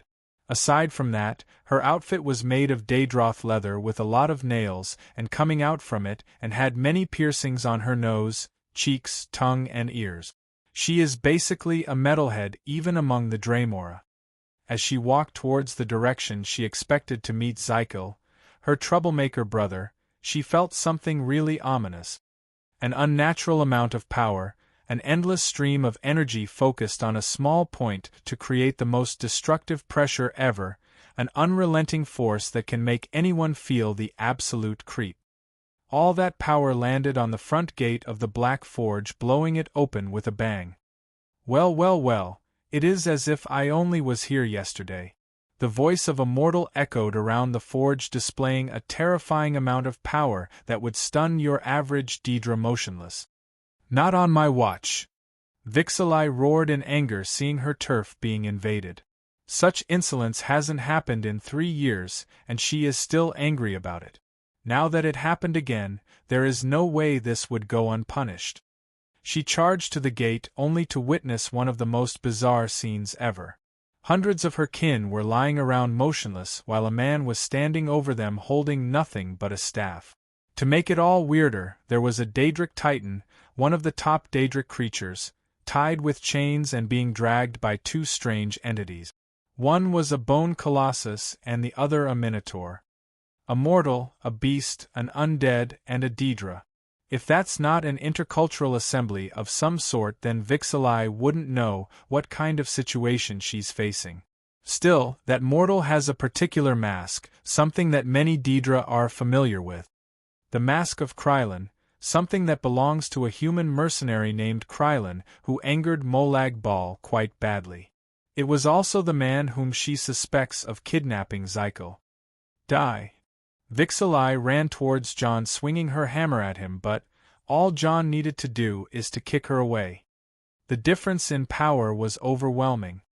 3 years ago, this man known as Krylon had to outsmart her in order to escape with the cold iron he came to steal, but now, she didn't even last a single exchange. You abhorrent mortal! Lord Molag Bal will personally come after you. You think you can cause trouble in his realm and walk away like last time? She stood up, not that much hurt from the kick, while glaring and shouting. The Draymora of the realm started to gather towards her and circled Jon with their blades and spears. I'll give you this warning only once. Stay out of my way while I do my business and leave you in peace, Jon said in total arrogance. Get him! Vixalai roared. Jon took a few steps ahead, implying that he will take them all by himself. The Draymora couldn't resist the challenge, and all charged at Jon with the intent to cut him to pieces. Fools! Jon had only one word to say as he called out a small hammer in his hand. He raised it effortlessly and then descended with it on the ground, hitting it once, twice, thrice, to no end. The hammer was small, the hits her performed weren't even that powerful, but for some reason, the land was shaking. In the next instant, strange figures came from the ground, wreaking havoc in the army or Draymora surrounding him. Metal! Metal Atranax! Retreat! We can't defeat them. This mortal is treacherous. Damn you mortals! Dishonorable bastards! The Draymora were so angry as Jon seemed to have conjured an army of his own. Metal Atranax no less. An Atranak is an elemental Daedra golem, but the term golem has fallen out of favor since many Atranaks possess lives of their own. Still, this wouldn't apply to a metal Atranak. They are artificial golems through and through. How Jon created so many so fast was the mystery of the day, but it all can be attributed to the small hammer he was carrying and his ability to control an enormous number of summons. Deadland Hammer, Daedric. Create Iron Atranax. Hazardous touch. Clean the place, Jon said, and the metal Atranax started making loud metal screeching as they moved towards the Daedra. A metal Atranax is simply a walking pile of scrap and metal ore. They looked like frost Atranax, but by their metallic nature alone, they were the ultimate ground force any conjurer would dream of controlling. In mere minutes, the Draymora of the Black Forge were being stomped down and pushed back to the fire pits that exist all around the forge. Only Vixalai and a handful of Draymora remained. Filthy, bleeding mortal! I'll make you suffer. Even when cornered, the Draymora were a relentless bunch, ready to fight till the end. Still, only one man was able enough to make racist comebacks at those Daedra, putting them into their natural place as lesser beings to mortal kind. Lowly Draymora creatures, your kind is one pain in the ass, yet scamps have more use than you are, Jon said. Say that again, mortal. ID.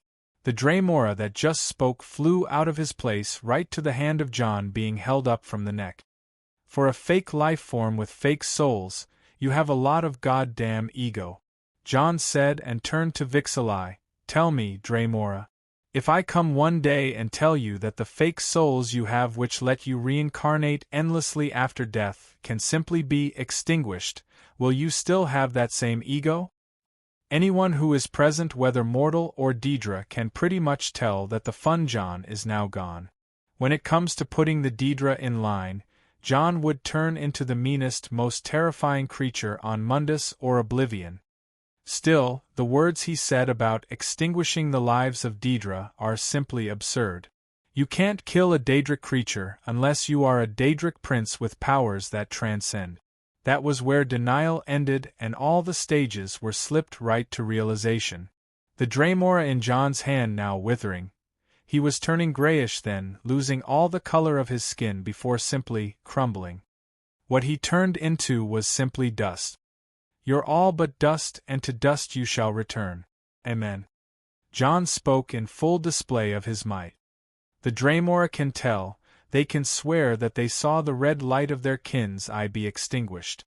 They can no longer feel his soul, remember his name, or they can't even see the realm this mortal is standing on. It was a suppression mechanism.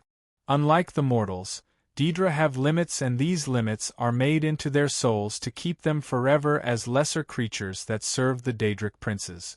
They have no shred of potential to speak of, even though they may have desires and emotions. Their emotions were made to give them a sense of their world, but only a mortal can play on these emotions like this. Fear. That's the magic without magica. Lead them by fear and they will never utter a word. Jon knows how to use fear even though he hates it, for fear is the weapon on the coward. Aside from extinguishing Daedric souls, I can very much create a Draemora centipede. Don't look at me like that, it is not as disgusting as the movie. We're just going Hancock style, your head in his ass, and the next centipede style. No? Alright, as long as you know who's boss. There was no longer an escape from a mortal like this. Today, every Daedra in the Black Forge shall know the suffering of their kin, Zykel. Chapter 570 Gluttony 2. Big welcome to our newest guild members.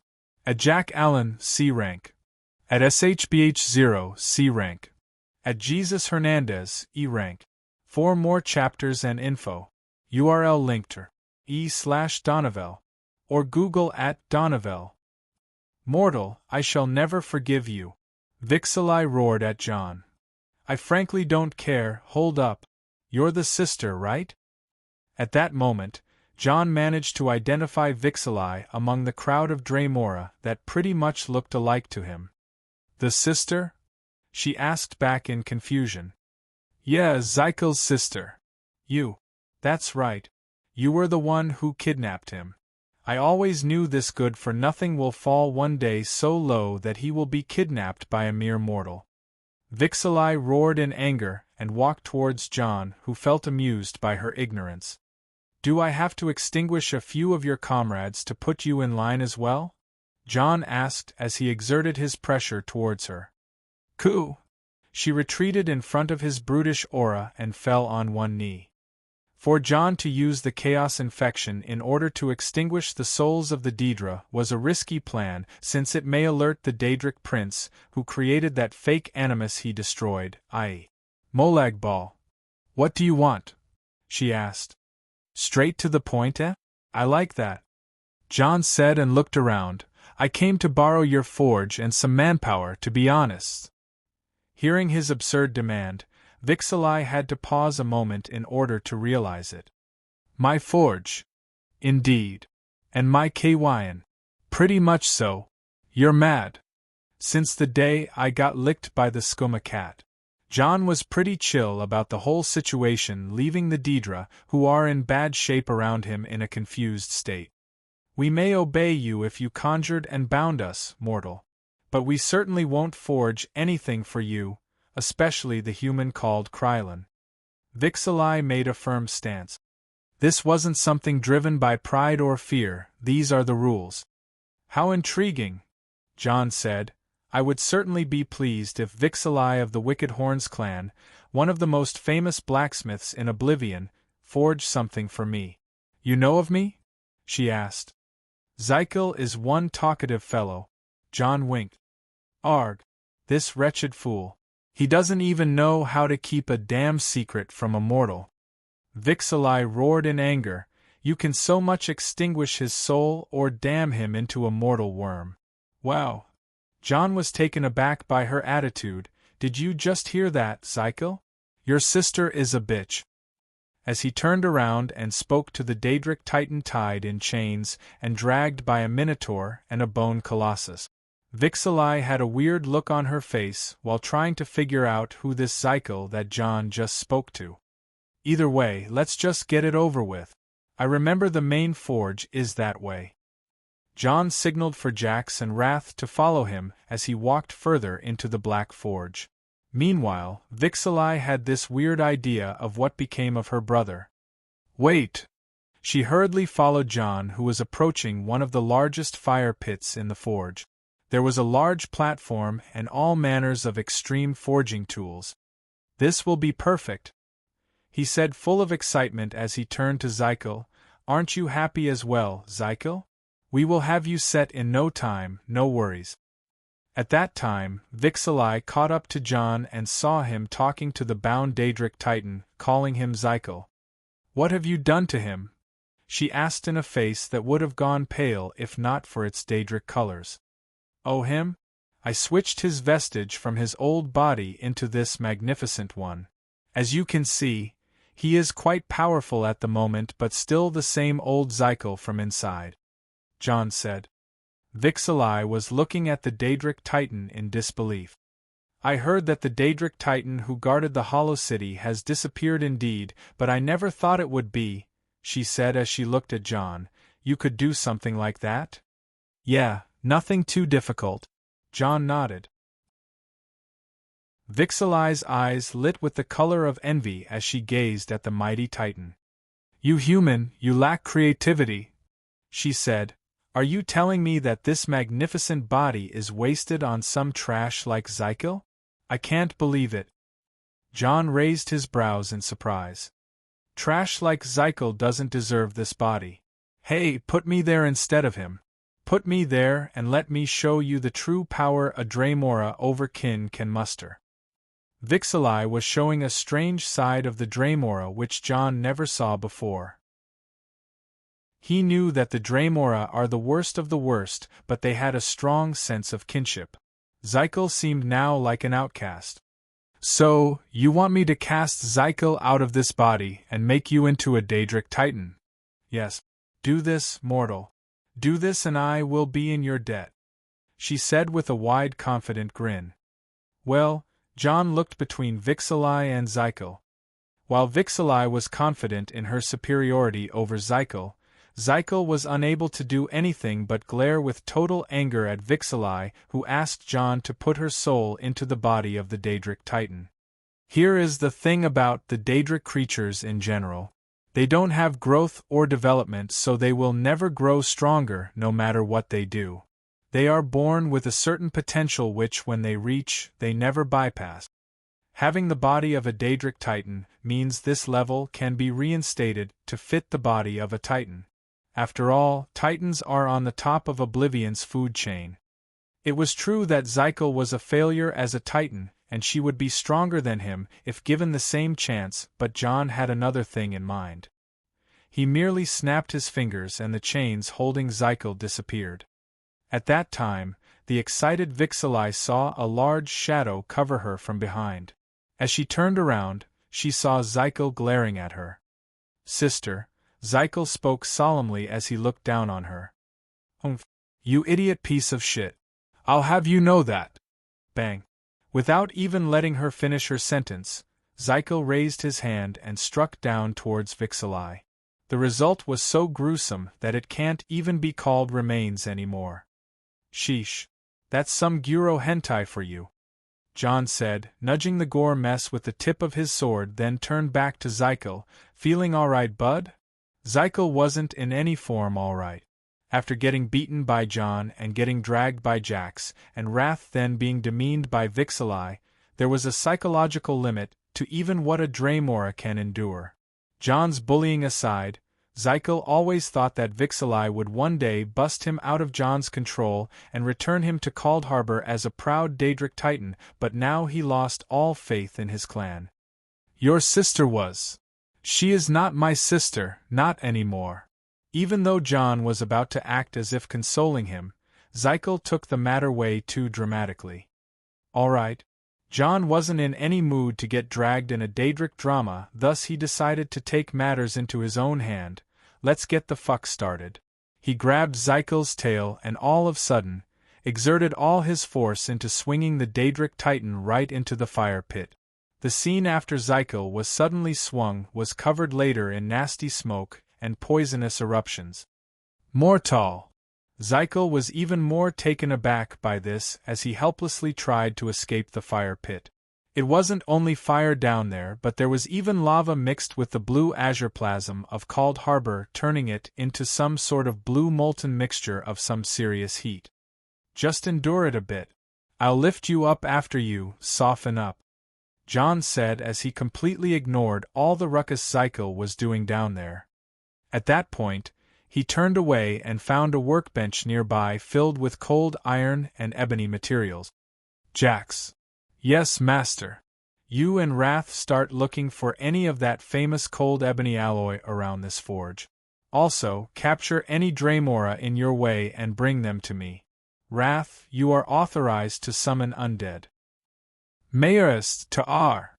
Both of the large monsters started going around doing the errands Jon gave them. Meanwhile, he took out 2 dragon horns from his cube. And when it says dragon horns, it doesn't refer to the artifact that is a dragon horn which is used to disable dragons, but it refers to actual horns harvested from the corpses of dragons. The dragons Jon killed so far number to 4, and they had a large number of horns on them. Master, here is the alloy. Jax came by pulling up a large cart on his own. Go check on Zykel. Jax followed Jon's orders obediently as he always does, and stood over the edge of the fire pit. Are you doing all right down there, demon? He called. Fuck off, cowhead, Zykel replied in full rage. Jax then turned to Jon. He said the fire down there is getting cooler? Jax conveyed. Ah, that's the spirit, Zykel, that's the spirit, boy. Jon became excited even though he heard everything. It was at this moment when Wrath arrived with a few undead with him, leading a few Draemora who were taken as prisoners. Wrath, put them on the wheel device over there. It opens the chimney which supplies the fire pit with more lava, so we can help our boy Zykel down there loosen up. Maast te arr. The dull-voiced Wrath bowed and glared at the Draemora prisoners. He had to go on and start manning the wheel device. From time to time, he would use a composite whip made of short bones to make the Draemora act more energetic. Nothing is as good at Wrath when handling Draemora.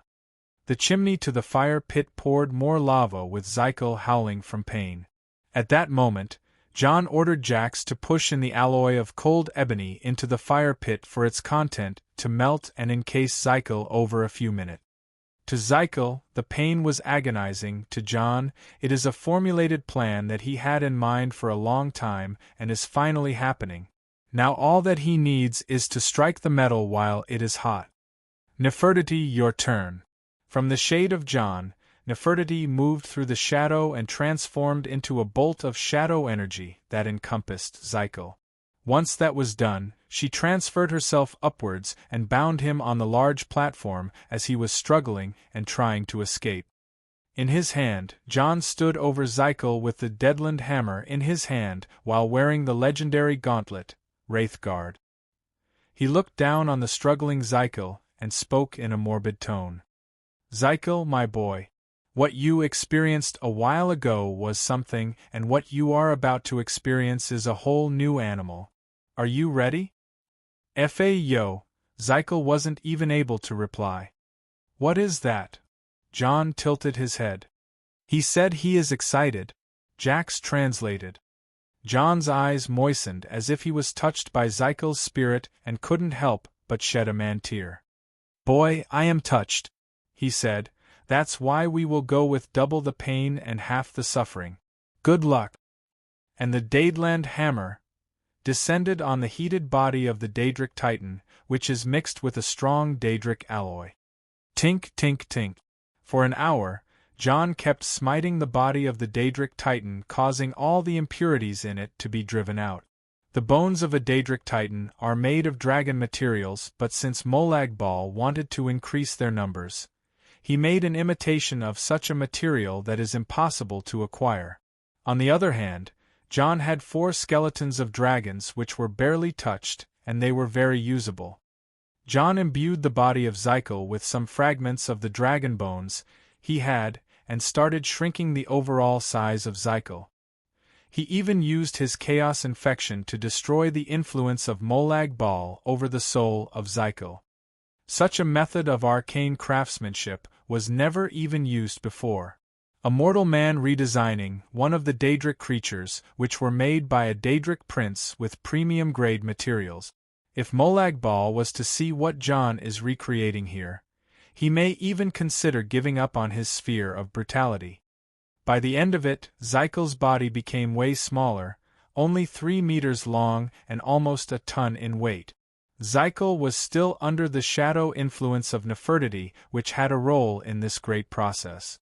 At this moment, a naked female Draemora invaded the forging area to witness what was happening. What are you doing? Vixalai? Come and take a look yourself.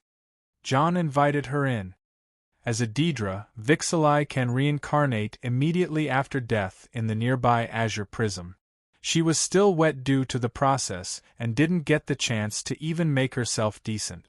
She walked closer with her eyes open wide, looking at the body lying on her large station which Jon was working on. No, you ruined the body? She said with a horrified look. Looking at her, she must be blinded by greed over the possession of the body of a Daedric Titan. It got her to get killed once by the disappointed Zykel, but she seemed to be not giving up yet. Either way, it doesn't sound half bad to him. Whatever. Jon ignored her. I need you to help me put the last touches. Grab a hammer and hit where I tell you to hit. Mortal, or I will simply have to ruin all your forge and kill everyone here. Jon added a warning. Gh. Dejectedly, Vixalai grabbed a hammer and followed Jon's orders by the word. She is a skilled smith, and the way she wielded the hammer far surpassed Jon, which made him go through the phase of refinement, and she went through the reshaping. With that, the body of a whole new creature was perfectly formed. The face was still the scary one of a Daedric Titan. It had the wings from the back and the powerful limbs, but it was much smaller and a few times more terrifying. Jax, bring the horns. The 2 dragon horns which Jon brought were the core of this process. They were very rich with magicka and vital energy, making them some of the most terrifying materials ever used to forge anything. Jon ordered Jax to fix them on Zykel's head and Vixalai to start merging them with the head. The final appearance was something to behold. The 2 horns were abnormally large for the face, as they were completely covering the forehead. They rose up in a strange manner, making it look as if they are crowns on his head. Hellboy horns. Zykel himself became fully black from the effect of the cold ebony alloy being refined with his skin, but now.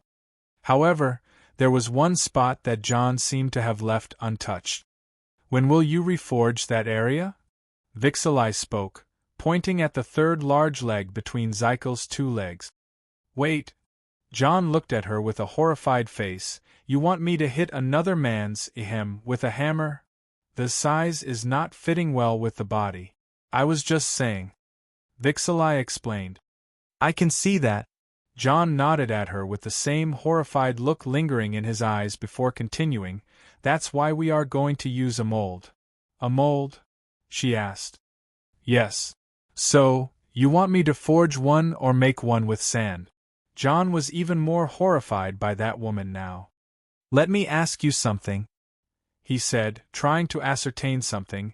Is the answer to everything is forge in your head? She looked aside, not sure how to answer before shrugging her shoulders. It depends. That's right. It depends, Jon said. Males, humans and most certainly Draemora, prefer organic molds. Organic molds? She asked. Duh. Vixalai failed to understand what Jon was aiming for before having a morbid moment of déjà vu as the shadow of a much larger creature covered her from behind once again. She turned around only to see the newly created Daedra standing on his feet and lifting her up from her head with his index and thumb. Zykel, you wouldn't dare, she said as the Daedric blood ran away from her face. Zykel's twisted expressions were those of absolute cruelty as he replied. As a human once said, bitch I do. And a great thing happened. All right, Zykel. Finish up with remolding your little brother and meet me outside. Jon said as he gathered up his equipment. We are having visitors. Jon walked out to the entrance of the Black Forge as he felt the presence he was waiting for all along. With Zykel 3.0 now functional, he will finish what he started almost 3 years ago. It is time to meet with the Fokihar vampires. A Zykel, Daedric Titan. Soul draining flame. Size manipulation, new. Dragon horns, new. 4 more chapters and info. URL linked to e/Donovel or Google @Donovel. Chapter 571 Gluttony 3. Just a small announcement. E-rank patrons are now able to access only the next chapter on White restricted from the rest. Also, future novels will be free as 10 CHPS for all, 10 CHPS for rank E, 10 CHPS for rank D, then the rest is locked and exclusive to the upper rank. Sorry for the late publishing due to schedule, enjoy. It was a normal day in Cold Harbor, Deidre screeching, souls suffering, vampires sucking their victims dry. Almost 3 years in this strange state of emptiness and idleness, all because of how things unfolded that day when all Castle Fokihar became trapped here. The thing is that for a domain to be able to travel through realms, it needs power of its own, and Jon's little trick disturbed the domain's core greatly. Now that the disturbance was lifted, the domain needed more time to regain that energy that was eaten away. Serana liked the waiting in the darkness. Having all that free time to regain her focus and plan on what to do next was something that she really needed. Most of the other vampires went back into hibernation, including her father, Lord Harkon. Only a few were ordered to guard the castle during the period of hibernation, and that included her father's steward, Farron Sudry. He was guarding the castle grounds from any intruder and most certainly keeping an eye on her, as there were doubts about her aiding Jon in his escape despite the fact that she returned back and all this and that happened. Now she only sits out in the balcony of the castle, sipping a certain kind of blood she took fancy to and revisiting her abilities, powers and the magic she used to know. Between most of the vampires, she was the one who had a record in hibernation for almost 1,000 years. So, asking Serana what is the most interesting thing she did since the time she woke up till now would make her say, "Definitely that man's escape." It was, and she gazes away looking for the correct set of words, a moment of thrill. It is true that the time she spent with Jon was short but an impactful one on her. In what way though? I never thought of rebelling against one of my parents. I never thought anyone could rebel against them, especially father. He takes these matters quite pridefully. Seeing someone get away from him, and me having to keep up with the lie is indeed something new. It was quite an impactful moment on her character for her, the girl who was always raised to be the good daughter who answers her parents' every wish, and it made her realize that she can get away with anything if she put enough guts into it. Keeping up Jon's lie, which was about a man named Krylin who kidnapped him, was the thing she enjoyed the most. But why would she risk it? I think I am risking it for the risk itself? To be honest, I am not quite sure. As I said, there was a thrill when he escaped, and I think the only lingering attachment I have from that thrill is the lie. One day I'll be found out, and I can't imagine how my father will react. He will be disappointed in me for sure, he will punish me, he will think of mean ways to harm the human and his allies. To be honest, I don't care what happens, but I think I will move at my own pace. This realm suffocates me, to be honest. I want to see Tamriel again. Maybe travel on my own and find what to do with my freedom, if I got any. Serana closed her diary book and playfully dipped her long index nail in a goblet of blood before taking it out and carefully sucking the blood off her finger. In this upstairs private stony room with ancient Gothic furniture, and where there is a balcony overlooking the dim skies of Cold Harbor, she went on fiddling with the things she wrote for the past 3 years. Poems, stories, plans, and sometimes novels and games. She was a writer with nothing but time and thousands of words spinning in her head. Totally nothing like the poor me who's struggling for inspiration nowadays. Yet amidst her zone of thinking about what to write next and searching for anything small enough to let her inspiration be unleashed, a swarm of bats enter through her balcony and joined up together into the image of a man, a mare, a dark one, glowing eyes, grim and grumpy appearance.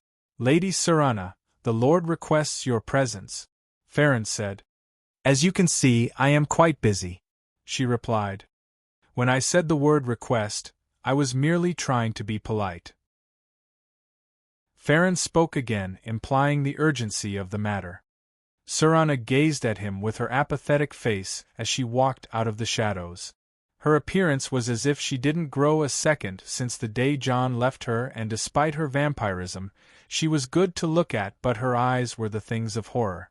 Such an apathetic gaze with those eyes caused Serana to not appear as the young Tinder woman she is supposed to be, but rather someone with strange tendencies and a moody personality. Yet all of this was a thing, and the crimson blood silk dress she wore was another thing. It didn't resemble anything of this world, but it was going down with her figure, outlining it to every perfect detail. Even her old-fashioned hairstyle was undone since long ago, and she let her hair slide down to the side over her pale, wild shoulder. As she spoke, her dark wine lips revealed a set of marble-white fangs and teeth. "It is strange to hear of Father waking up and asking to see me," she said. "Oh, he wasn't asking to see you," Farron said. The apathetic look in her eyes slowly turned to a glare. Farron simply bowed lightly with a hand on his chest. "He merely asked for you to be present to witness the situation that is about to unfold," Farron said while looking with one eye to see how she reacts. Her reaction was more disappointed than before. "Whatever it is, I am not interested," she replied, returning back to the shadows. "It is the criminal named Krylin who kidnapped the princess and sabotaged the domain," Farron said, finally seeing a reaction on Serana's face. "What of him?" she asked. "We are capturing him." It was natural for the vampires to react to Jon's presence. He knew that once he arrives at Cold Harbor, things will start to get hectic. What happened next then? The moment Jon walked out of the pyramid-like construct that is the Black Forge, he found himself surrounded by a legion of vampires and death hounds. Nothing is worse than a vampire other than a vampire with a dog, an undead non-fluffy dog, such an unforgivable existence. "Criminal, our lord requests your presence in Castle Fokihar." The vampire leading the others spoke. Jon tilted his head a little, looking at the vampire up and down. "I always wondered who's going to show up. Turns out Harkon does not see me in his eyes and sent some goons instead," Jon said, glaring around at those who dare treat him as prey. "Humph." The vampire snorted. "Our lord said to invite you in, mortal. He didn't say anything about severing your arms and legs and dragging you back to the castle." "Hold on." Jon raised his hand. The vampires cluelessly felt threatened by the malicious intent they felt from Jon as he spoke, but for some reason, they kept listening. "You, even for a side character, just gave me a great idea. Severing arms and legs, that is such a thing. Alright, motherfuckers. Let's dance." And he phase shifted right in front of them. It was unforeseen for the vampires, as they didn't expect one man to simply charge at 100 of them. He was simply seeking death for sure. But for some reason, he wasn't alone. He was followed by that large bone undead, and that strange black matter, and the strange minotaur who was breathing fire, and that flying staff that kept shooting magic on its own, and that were-beast cat that appears, disappears, and clearly has a visible resentment against the Death Hounds. It was supposed to be only one guy, and they would charge and capture him, but the vampire leader found himself being held up from the neck with a strange inability to move his limbs. That was all a thing, and when a strange creature with a Daedric aura, 2 mighty horns, showed up, the vampires around were almost annihilated at a terrifying rate. Jon smiled vividly behind his mask as he rested Bloodskull on his shoulder with the arms and legs of the vampire he is holding dropping on the ground. "If you want my opinion, I'd say you guys are mortals as well. Nothing suggests you can live after a blade skewers you through." "Why, you will." Yeah, thought as much." Jon stabbed the vampire and cut him in half, permanently killing him once and for all. "I am truly disappointed in you, Harkon. I truly am." Jon spoke normally, yet his voice echoed in the vicinity. And who would have thought his taunting worked? All of a sudden, not only a mere 100 this time around, but literal thousands upon thousands of vampires. It was the entire Fokihar clan and their lord, Harkon Fokihar himself. All right, Jon looked around thinking that he might have pushed his luck this time around. It is good to see you, everyone. His gesture of goodwill was met with even more glares, yet no one dared to do a thing with Harkon present. Harkon was present among all his lieutenants. He was tall, not as tall as Jon but still fairly standing out among the crowd, which wore an identical Gothic vampiric uniform. He was silent, yet his rage was visible in his glowing eyes. His beard and hair may look neat, but his hidden expressions started to affect them, making him look like a maddened demon. "Daughter, that's the one who captured you." "Yes, father. And here she is. Serana." She gazed coldly at Jon, whom she never wanted to see again. A fool would go against her father, a damn fool would do it twice, an ultra-damn fool would come without heeding her warning. "Oh, it is you, cute little fangs," Jon said boldly, smiling but knowing that no one will see it.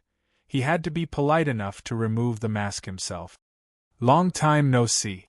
It was a bit stressful for Serana to see Jon boldly acting like that, not that she cared. Now, her father knows that it was all a lie.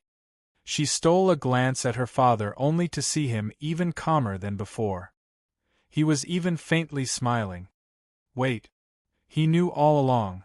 Serana knew this moment would come, but to think it was there all along. Jon should be smiling back. Serana was baffled by this situation, but she didn't make it appear on her face. She raised her chin, showing superiority to the rest of those who were just learning of the fact of her lie while watching what Jon was about to do next. The damn rascal wasn't even looking at Harkon anymore. His eyes were glued on her, as if he could see beyond her crimson silk dress, judging by the dirty smile on his face. "Cute little fangs, I think I love that dress," he spoke. Indeed, he was surrounded by every vampire of the Fokihar clan, and all he did was lust for their princess in front of her father. If that wasn't dare, then no one would know what else is. In such a situation, even Serana was conflicted. She risked life and limb to leave him a message in the Hollow City telling him to leave everything and flee to the ends of Tamriel, but he didn't only come back, but even stood in front of her father speaking nonsense. It seemed her gesture of goodwill was not appreciated, the feeling that made her very disappointed. Enough wasting time. At that moment, Harkon seemed to have run out of patience. He raised his hand and an incredible force filled the space around him. That force rushed towards Jon, seeking him, surrounding him, claiming his will and breaking any resistance he may offer. Just as it did touch him, it started to disappear. It was as if a large river suddenly met a bottomless pit. The river is stubborn and strong, aiming to fill the pit and pass over it, but the pit simply passive and receiving whatever it throws as if there is no limit. "Are you done?" Jon asked. Looking at his eyes, things no longer looked normal over there. They were black, eternal pitch black that would swallow all the light. No matter how Harkon tries to destroy Jon's ability to fight back, Jon would simply defy all sorts of power. He would even become more resilient with time. It was when the river realized that there is no filling this limitless pit. 3 years, 3 mortal years. Harkon spoke not angry, but as if he was proud of Jon. "You used to be something akin to a worm. Now look at you." Harkon's rage intensified and showed more signs of old age, which were not a usual thing for a vampire, as it defies the whole purpose of vampirism, but Harkon kept the dignified appearance of the king he used to be. The monster inside him lived too long in solitude, and now it felt the presence of another. He was one of the few whose rage and excitement were one and the same. "Look at me." Jon finally paid attention to Harkon. "Do I look like a man with no plan to you?" Harkon felt even more defiance from Jon this time. Plan? Only those who are weak seek such a thing. Against the absolute, all plans are futile, all schemes are in vain, all resistance is a waste of time. He said. "Is that so?" Jon asked. He. "It is, child. It is. You will learn. You are a child of fate, just like me, but whatever the fate you have, it will not be equal scaring the eye of the dragon." Harkon said those last 3 words as he suddenly appeared in front of Jon, and with a single swoop of his hand, he clank hit something metallic. "It took me a while to create this while I was waiting for you. How do you think of my craftsmanship?" Jon spoke, but where is here? Serana looked around only to see a hand gently coming from behind and holding her chin while its thumb playfully caressed her lower lip. It was a mystery how this hand reached her, but his presence was very clear behind her. Her father is right, Jon seemed to have grown since that time. He has grown drastically. But what kind of growth is that? 3 years and he is able to look at her father in the eye and exchange word for word? This isn't what she thought would happen. Meanwhile, Harkon was both baffled by Jon's actions and by the sturdiness of the thing he just hit. The creature was large and insanely sturdy. Even a full power swing from Harkon didn't scratch it. "This thing is your craftsmanship. Nigh indestructible." Zykel, whose body is now made of one of the toughest metals in existence, has successfully stopped a full blow from Harkon. He was incredibly pissed at Jon and wanted to screw him over, but Harkon was in his way. Blinded with his anger, Zykel held the arm Harkon hit him with, and Zykel started flying for some reason. Back on the ground level, Harkon, who seemed to have flung his arm, looked back unamused at Jon.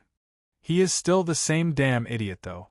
I guess I should work on him from inside next time." Jon self-monologued as his other hand started to slip through Serana's dress. Serana stiffened in fright while Harkon frowned, and the rest of the vampires could no longer tolerate this. "Catch that mortal!"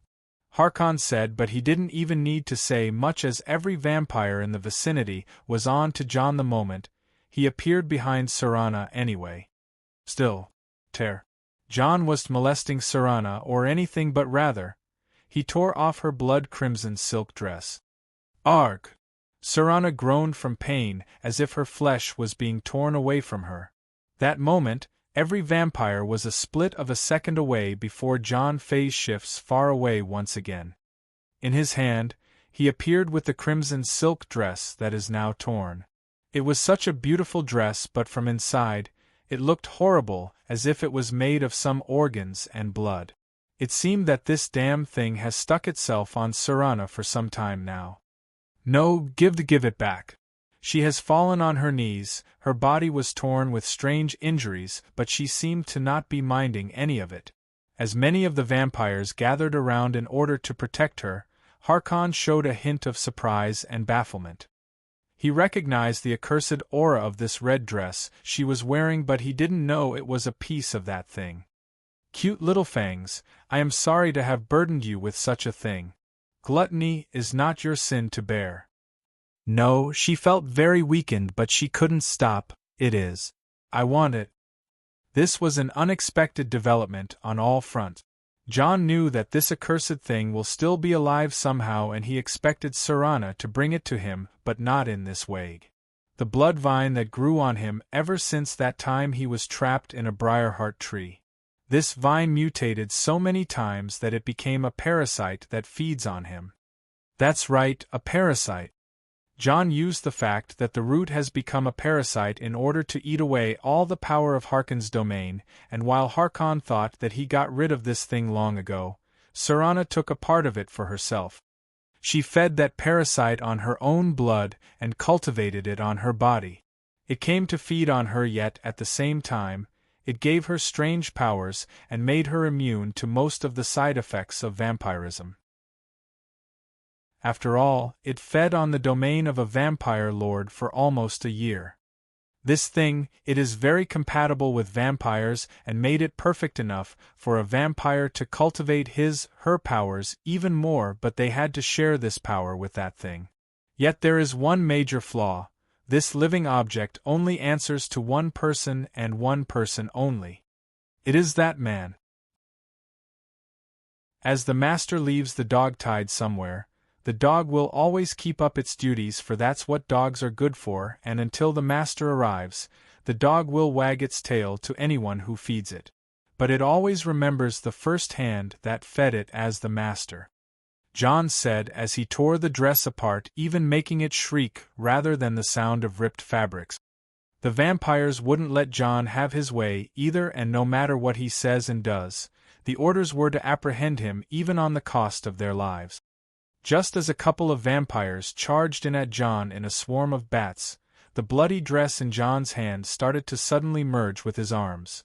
The vampires caught Jon and started digging their teeth into his neck and arms, but it was as if they were biting metal. The look on Jon's face changed. The artifacts he let out and even Jax and the fallen Zykel were all swept in the shadow of Nefertiti as she retreated inside Jon's cube after she saw his grin turn into a vicious expression. And he disappeared. He vanished. Even the vampires holding him couldn't feel him anymore. So, his sound came from somewhere unknown no matter where everyone looked. "This is the power of a daughter of Cold Harbor?" The statement itself was ominous, and the chilling vibes it gave made the vampires realize that they were playing Jon's game all along. Without any warning, those two vampires who just attacked Jon were lifted in the air, and as they struggled, one of them was bitten by the neck and like a bag of juice, he was shrunk from inside in an instant as if he was emptied from his content. The same thing happened with the second vampire, but this time, the identity of the thing holding him up and turning him into a husk appeared. The only thing familiar about that thing was the red hair and the blue eyes, which are identical to Jon's, but the body itself was not that of a human. No one could help but to compare this thing to Jon. Jon was 7 feet tall, but this thing is 8.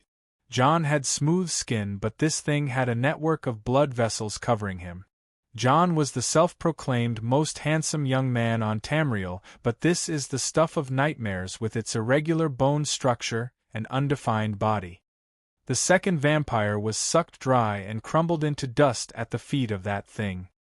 It had its irregular long tongue lick away all the blood traces on his lips as he looked around to the other vampires like a wolf eyeing a herd of sheep, and its voice gave the shivers to the world around him as he said, "Oh, how the turns have tabled!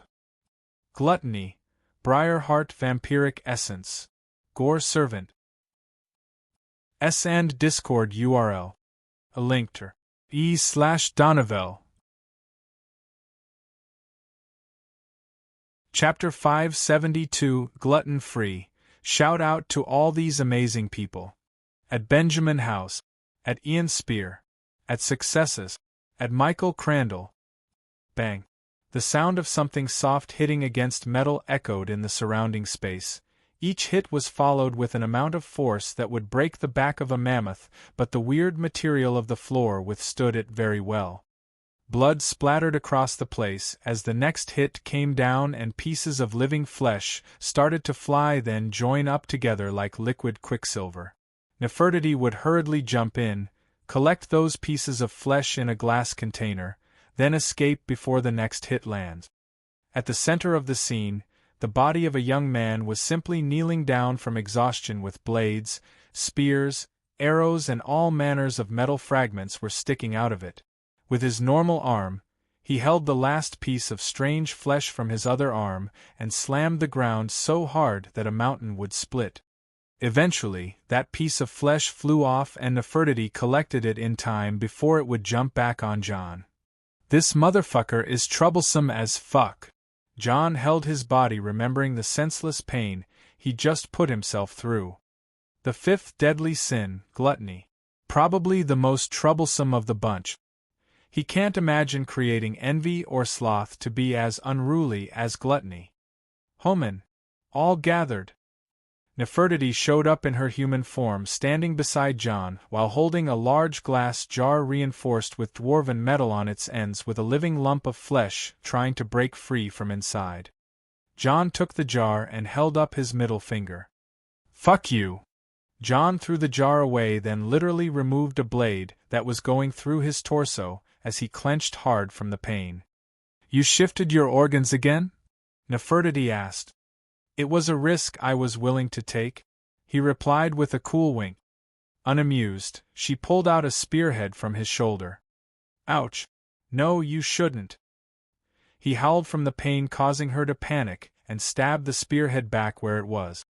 The pain was even more mind-shattering, but Jon kept it in and smiled, telling her to move away and leave it to him.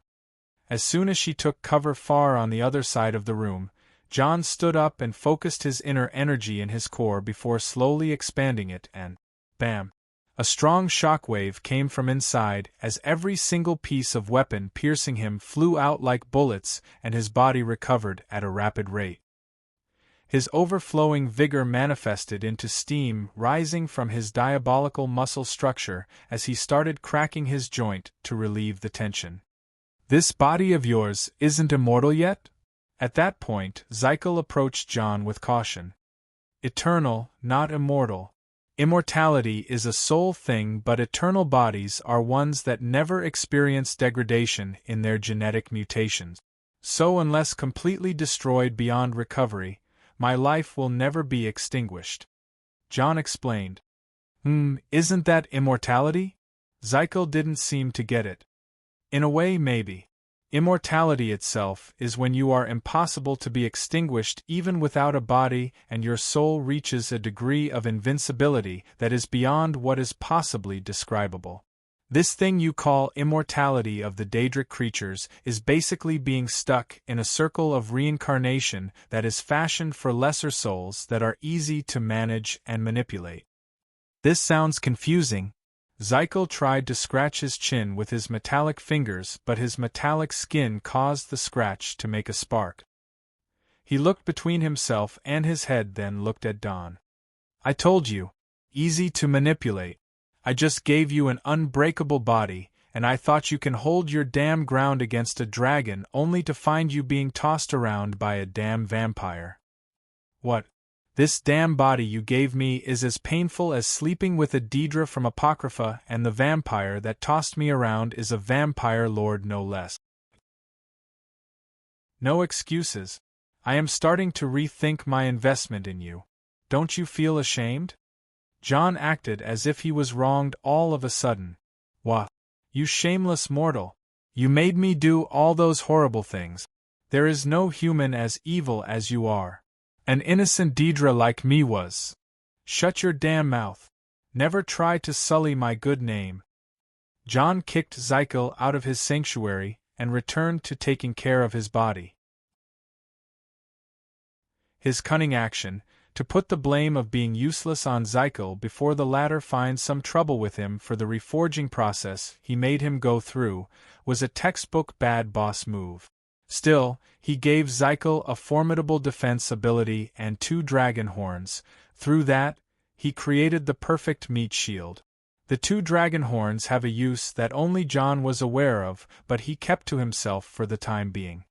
Still, the million septims question is, what in Oblivion happened between Jon and the vampires in Oblivion?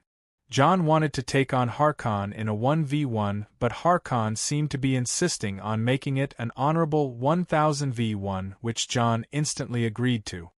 Seeing a horde of vampires attacking him from left, right, up, down, ahead and from the back, Jon used the power of Gluttony and preyed on the vampires before they could prey on him. In truth, his appearance when he combines himself with Gluttony is like nothing in this world. His outer appearance was extreme even for a vampire, and Gluttony was very strong in comparison to any known metal. It withstood the blows of any army, but like all living things, it has a limit to its stamina. The flaw of Gluttony is its hunger to devour Jon himself. Back when Jon was captured by the Forsworn and was offered to the Briarheart Grove, he escaped by feeding on the grove rather than making the grove feed on him. The accursed Briarheart trees were already mature, so they couldn't cope with Jon acting as a parasite on their powers, but only a small immature part of the tree managed to evolve thanks to Jon and leached on him, becoming a parasite on the parasite. This small parasite sealed away most of Jon's abilities and couldn't be removed except by the interference of a Daedric prince, the thing which compromised Jon to the vampires of Fokihar and led to the early awakening of Serana. In order to escape, Jon used the parasite to sabotage the energy of the vampire's realm. Serana was aware of Jon's plan and assisted him against her father. Her father's long-life dream would turn every creature in the world against the vampires of all clans and kinds, the way how things happened 2,000 years ago with the All-Flags Navy when the Slodes of Thraz tried to kill all life on Tamriel with a plague. In truth, the only reason Serana asked Jon to escape was never a mutual interest but rather to foil her father's plan. Even Jon knew that. What Jon didn't know till yesterday was how Serana got attached to the Briarheart parasite. This takes him back to that moment. That moment when he was surrounded by vampires and being attacked from every corner like some boss monster, which was actually true judging by the things he did. Not only did Gluttony give him powers similar to a vampire, but it has a beast form of its own. It still had the same suppressive force which sealed away his magic and aura, but it had an alternative array of magic channels to it. If Jon used it right, he will access some powers that are not humanly possible. In truth, this upgrade was unexpected to Jon but still a welcome one. What I don't understand is how it could become so vampiric. I knew Gluttony would not perish easily since it had parts of my living soul in it, and I would be able to recover it even if it was turned to dust, but I never thought someone would be able to influence it other than me. Jon said and turned around. How could you do it? Bang. Beyond the unbreakable enchanted glass cell, a terrifying monstrosity of a young woman banged on it with her arm. Her body was naked, full of scratches, and her face was turning hideous with her body becoming gray and rigid. Give it up, Serana. It won't break. Bang crack. Damn!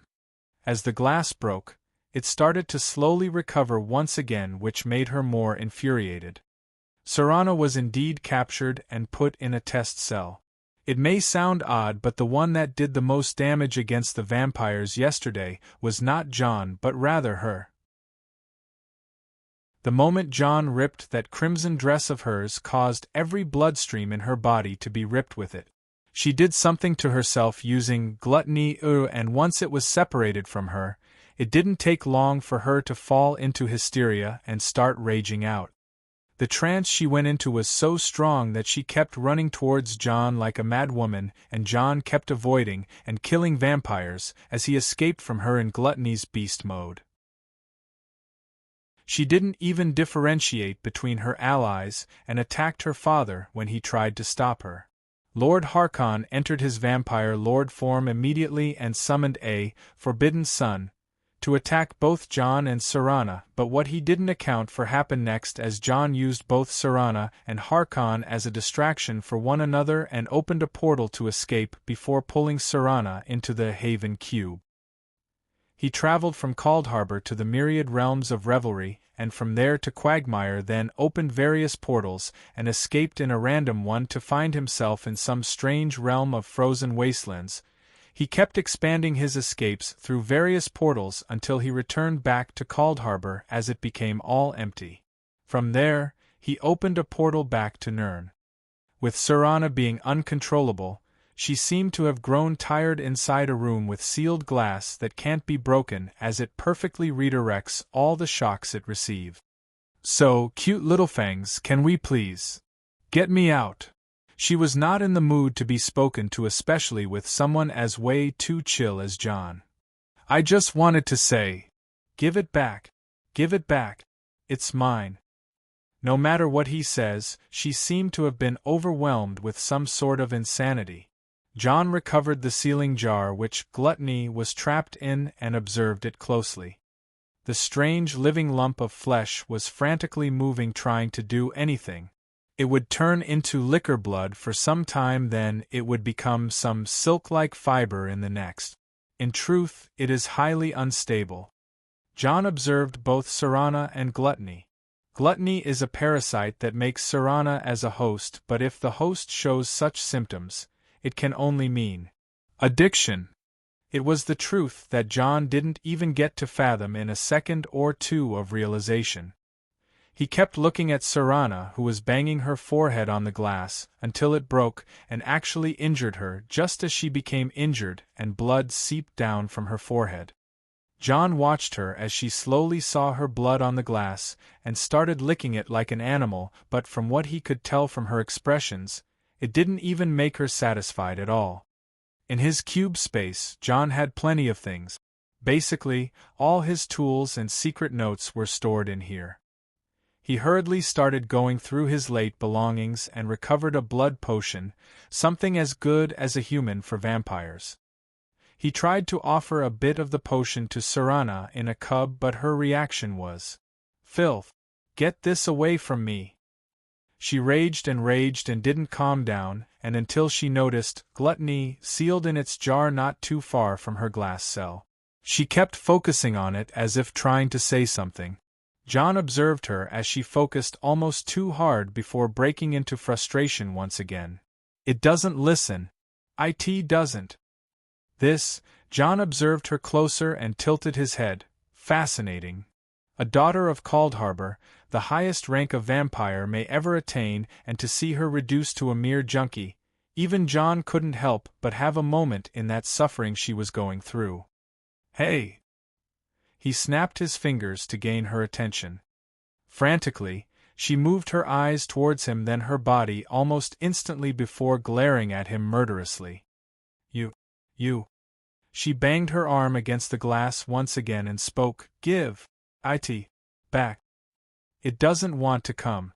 It doesn't want you anymore, it wants me." Jon replied apathetically, "No."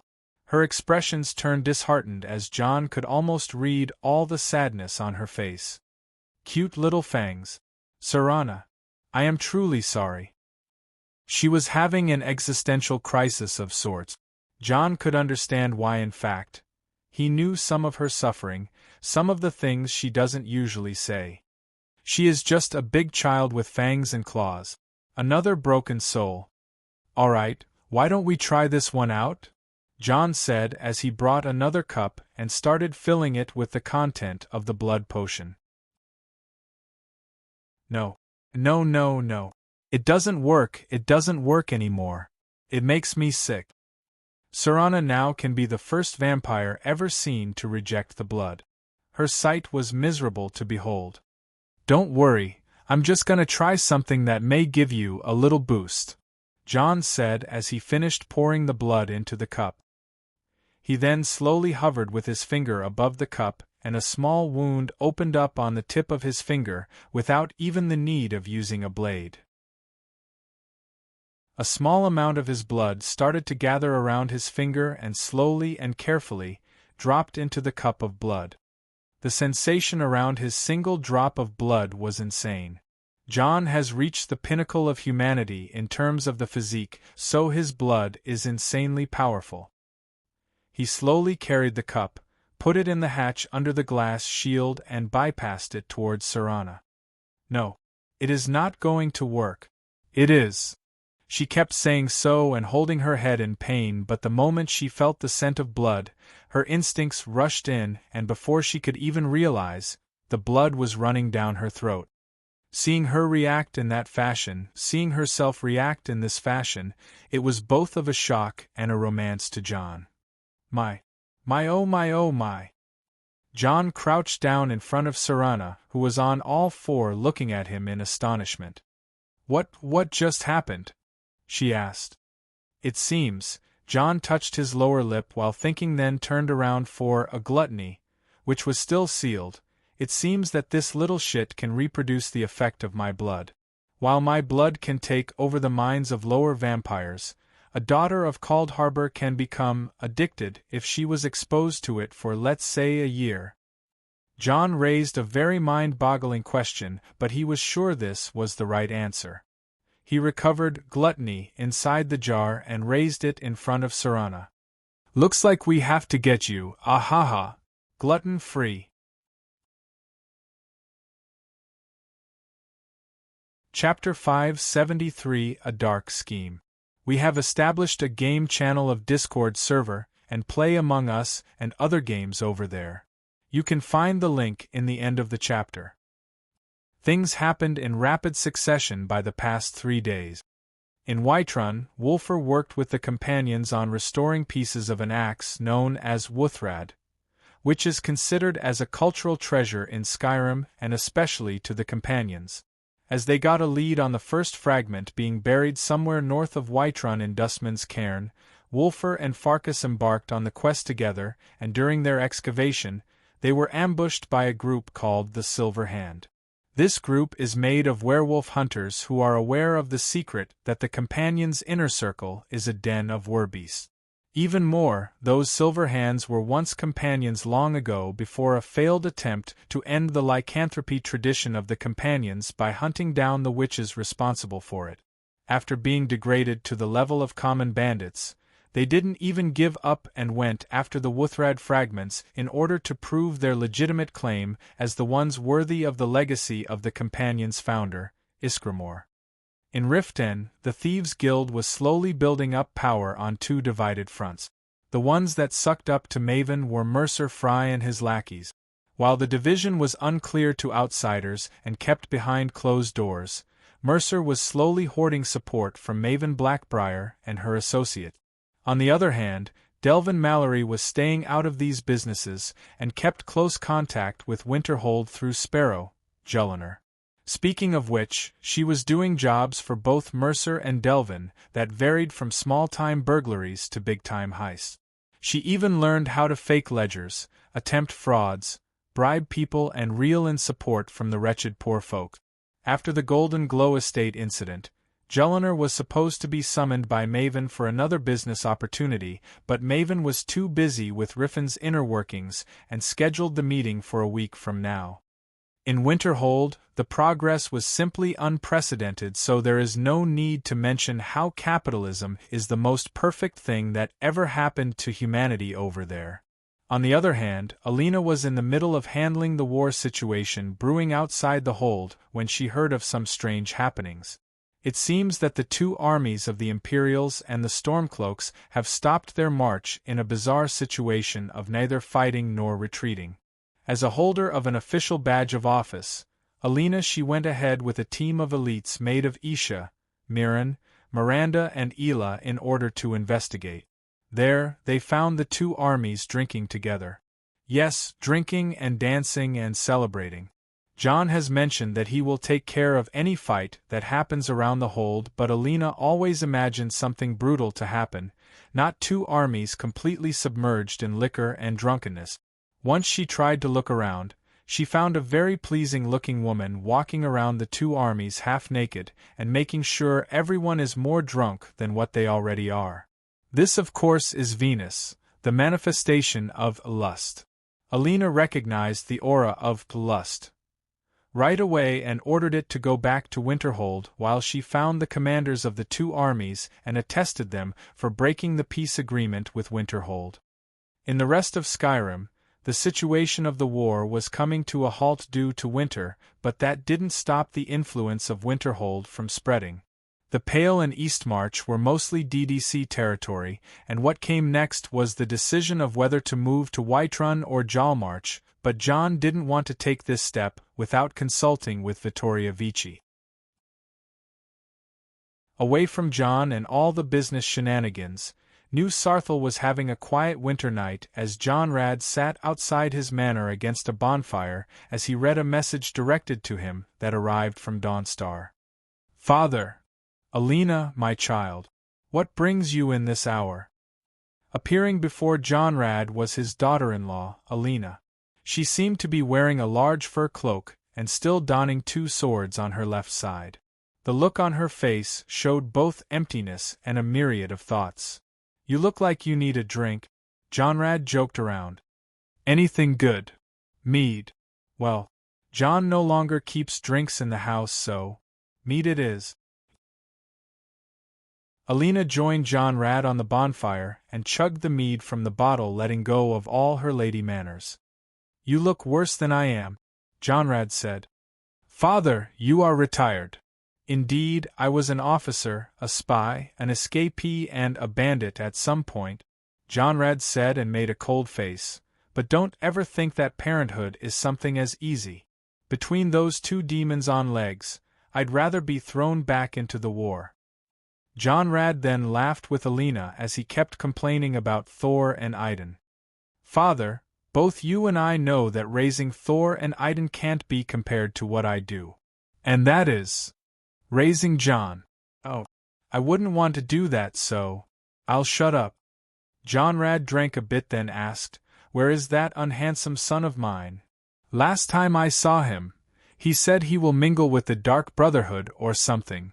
Just as she mentioned the Dark Brotherhood, Jonrad spat out the liquor he drank on the bonfire, causing it to look like a dragon breath of some kind. That's not mead.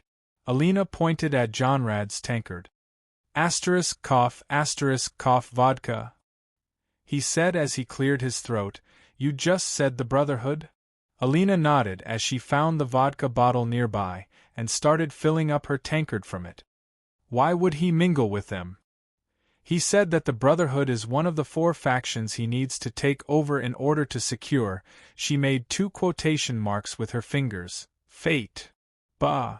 Jonrad seemed upset about it, but not too upset. Father! No, I got reminded by the damn Brotherhood just from this letter, and now you're telling me Jon wants to contact them. I can't figure him out. Jonrad said, waving around the letter he has. What's with the letter? Alina asked. Just an old friend, Jonrad said dismissively. Father, I just came to ask you. I know.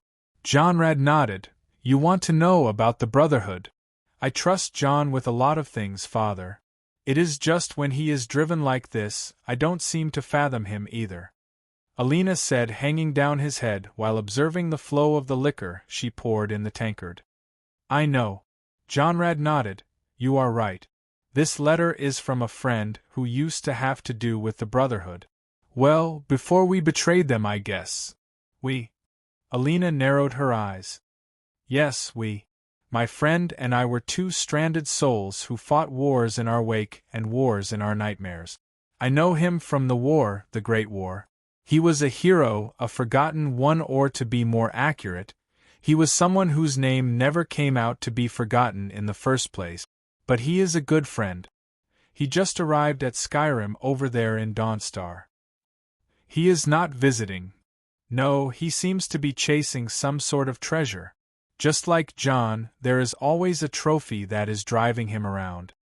Jonrad said and laughed. Tyr went to meet him, though. I see. So what did the 2 of you do to the Brotherhood? Alina's question caused Jonrad's face to darken and his expressions to crumble. Painful, no. Hateful memories surfaced. Power always has a price. I hate those words, but to acquire a power that you shouldn't have, you need to do things that you may not be proud of. I wanted to revive the tradition of dragon knights. I hit a dead end, and just like my son, I made a deal with a Daedric prince. Do 7 tasks, get what you want.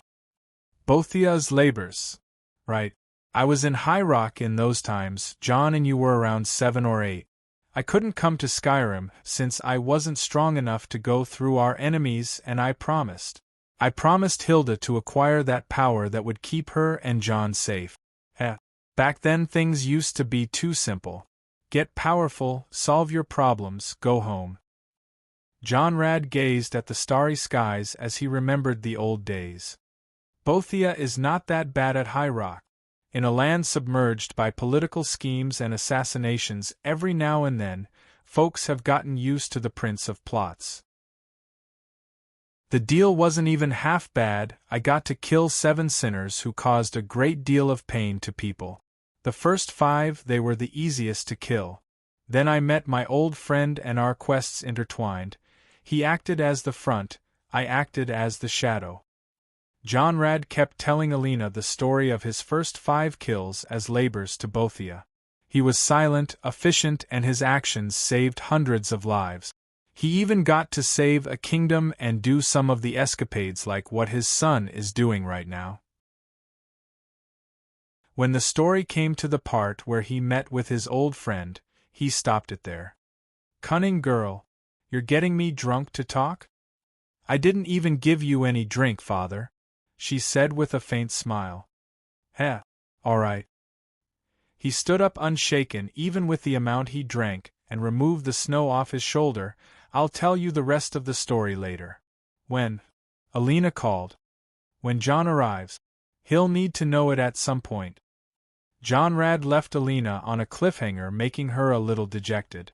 A mischievous grin appeared on her face as she decided to give him a spoiler of her own. Jon found the coffin of the Night Mother, she said. Jonrad stopped his pace and turned to her. The luck, old lady? He then raised the letter in his hand. I already know. TSK. That's not fair. Ahaha! The pale sheerpoint. Serana flew backward like a ragdoll and hit the wall of the mountain. Still lively as ever and barely injured, she sprung up again baring fangs and brandishing claws, literally. I'll never break, she screamed as she charged forward once again. Good luck with that. Jon was sitting with a large halberd resting on his shoulder watching Serana fight, or just blindly wave her arms and body around. She's a mess. Even Nefertiti was ashamed for her. A bookworm for her entire life, a powerful entity with powers she never harnessed before. What do you think about her level of power? Jon asked. Definitely more powerful than Alina, but still weaker than you, Human. Indeed, but Alina would defeat her in 5 seconds, maybe less. She's all over the place. I can hear you. In a fit of rage, Serana carried a boulder and threw it at the opponent she was facing. It evaded around quite easily, and even struck the boulder with a bolt of lightning, shattering it to pieces. Serana took the chance and used the dust of the broken boulder as coverage to rush towards her enemy and destroy him with her claws, but she missed. She's learning little by little, though. Both Jon and Nefertiti were lazing around where they were as they watched Serana fight a dragon priest. This was the dragon priest buried above the mountain of Sheerpoint, Croesus. Curse you! She unleashed her rage, and was about to turn into a vampire lord, but Jon used pride immediately and disturbed her transformation. No beast mode, these are the rules, he said. To oblivion with your rules. She cursed at him angrily, but Croesus hit her face with a fireball, causing her to fly backward again. Eyes on the prize, cute little fangs, Jon said, and returned back to patting Nefertiti. Serana was in a tough spot since she was kidnapped for the second time by Jon. For the first time, she was helping him get away from her father in order to halt the prophecy, but this time, Jon took her by force and trickery and forced her to separate from Gluttony. Serana didn't fully understand what gluttony is, but she knew that it possessed power, and if she combined this power with hers as a daughter of Kaldharbor, she would be more powerful than her father and maybe force him to stop. That was her simple estimation, but she knew deep down that she can't confront her father alone. She is way too inexperienced. A mere bookworm princess won't ever be a match for the man who led armies and won wars while becoming so hungry for power to the point where he sacrificed his daughter and wife to a Daedric prince. Such unfairness was a thing she was willing to face in the stupidest of ways, but now that she is in the hands of Jon, her plans have derailed massively. The madman even put her in a fight against a dragon priest, the pinnacle of undeath in the ancient Nordic magic. She wouldn't normally be able to fight something like that on her own, even with her speed and power. She is just way too inexperienced. But there is where Jon comes in. He sees potential, he starts cultivating it. In an hour, Croesus was no longer able to face her as she got accustomed to his attacks and defeated him by the skin of her teeth. Good job! Jon applauded while not moving from his place. Serana was so pissed at him that she didn't even bother looking at his face. Still, looking at the foe he defeated, she realized that she had wronged that man so much by underestimating what he was truly capable of. As she started fighting the dragon priest, Jon started fighting the dragon of Sheerpoint all by himself. No gluttony and no greed, no pride, no wrath, no lust. He simply grabbed his dragon-slaying halberd and went against the dragon with attacks, spells and shouts until the dragon lied deadway before she finished the fight with Dragon Priest. All that time, Jon was sitting on the dragon's skull and just watching her get beaten and humiliated. For a mortal, how did you acquire all that power on your own? She finally asked the question and scratched her brain. This human, his power, his strength, a Dragonborn, a man of many mysteries, a monster among his kind. What is he? What does he want with her? How is he so powerful? There are two ways to acquire power. Jon stood off the dragon's skull and jumped down, walking towards her. The first is to look for it. You can find it with a Daedric prince, an entity, a master. Whenever you find it, you have to pay for its price and it is yours. You can live your regrets afterward or in a fairy tale of how almighty you have become. Jon bluntly rubbed the salt on all her wounds. After all, she was offered to Molag Bal that way. The second method is to make power, to take it away by force and be its master, its owner, he said while flexing. And you mean that you are from the latter type? She looked at him unamused. Yeah, kinda. That doesn't mean I didn't get powers from the Daedra before.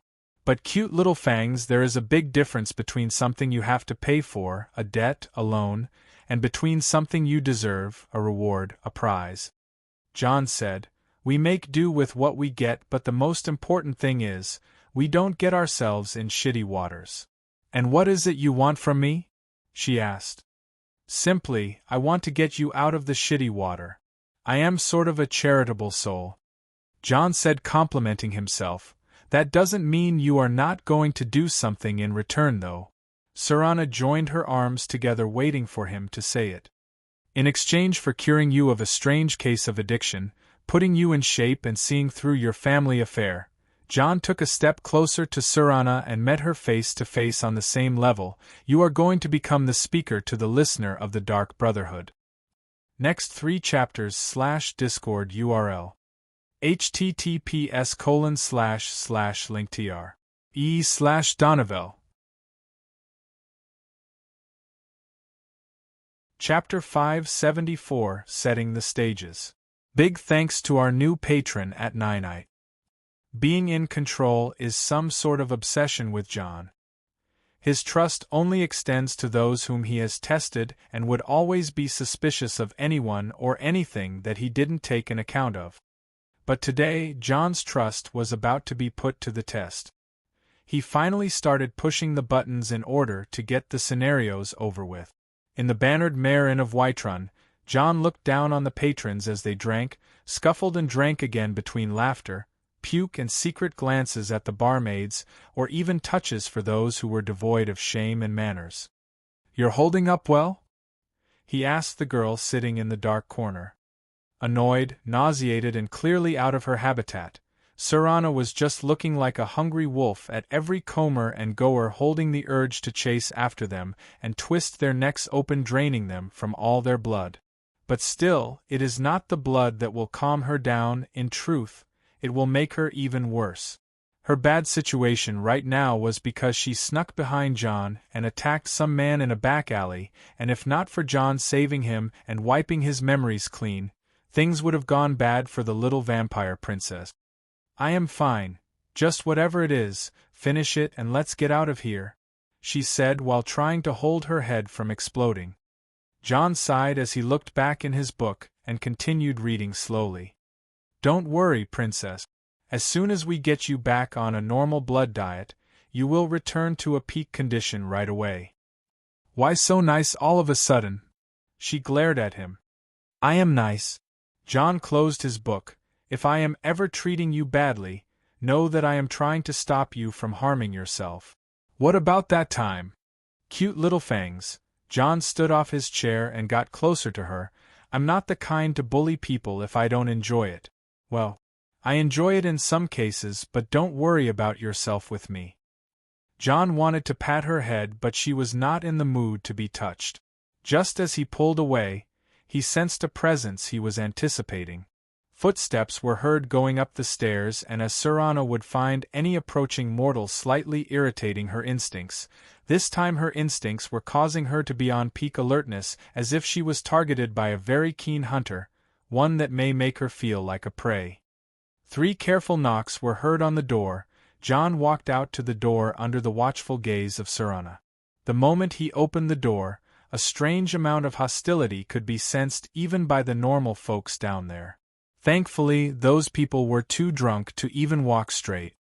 With Jon in the center of this clash of gazes, both Ela and Serana seemed to have taken a hostile interest in each other.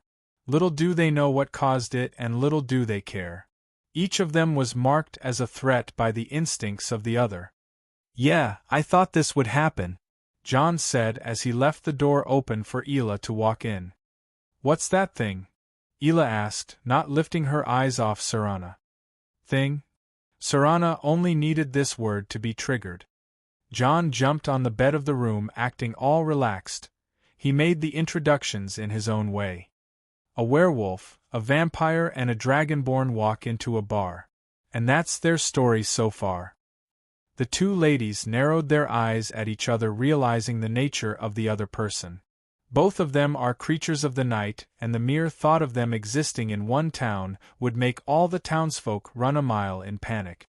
And now Jon is simply introducing them to each other. "I hunted bloodsuckers before, none of them smell as twisted as she does," Ela said. "And I read about your kind. Father always said there is particular filth to those who fancy shifting into dogs." Serana was irritated out of her way to the point where she came up with a comeback. Jon sprung up for the bed, anticipating how this will end with a grin. "Do you know the difference between a wolf and a dog, little girl?" Ela seemed royally pissed. "Enlighten me, wolf girl. If you kick a dog, it will crawl back, licking your foot, begging for forgiveness," Ela said as her right arm suddenly transformed and held Serana from her face, lifting her against the wall. "Kick a wolf, and it will rip your face off." Serana was taken by surprise, but her reaction was swift as all her claws and fangs were directed at Ela without a second of hesitation, but even with obvious bloodthirst. The situation was about to go downhill except for clap. "Thank you, Pride. You can stop now." And all of a sudden, everything returned to where Ela and Serana were just standing against each other. "What just? That was. Between you and me, covering the traces of a vampire princess got me so good with illusion magic that I can even trick you, the two of you of all people. Damn." Jon grabbed Pride with all the love and care in the world as it started to glow for its owner's attention. "Just now?" Ela asked. Illusions. I have been practicing some nifty tricks lately." "Yeah, this was happening, but in your head. Next time you two want to fight, do it outside of town, please," he said, criticizing them both. Serana rolled her eyes and returned to her corner after picking one of the books Jon was keeping. Ela watched Serana with a suspicious gaze until she too completely lost interest in fighting. She then turned to Jon with criticizing eyes. "Where have you been for the last couple of days?" she asked. "Nowhere in particular. I was on Sheerpoint for some time. Traced the dragon cult in a few locations and nothing interesting happened," Jon said. "And that?" She pointed at Serana. "That is no regular vampire. That has a name," Serana said. "Her name is Serana. She has special circumstances and I am helping her to control her serious blood-sucking condition, as well as taking care of an apocalyptic conspiracy led by one of the most powerful vampires in existence, which happens to be her father, who wants to use her as a part of his world-shattering scheme, which may threaten all life on Nirn." Holy! Ela was taken aback by the way Jon put things.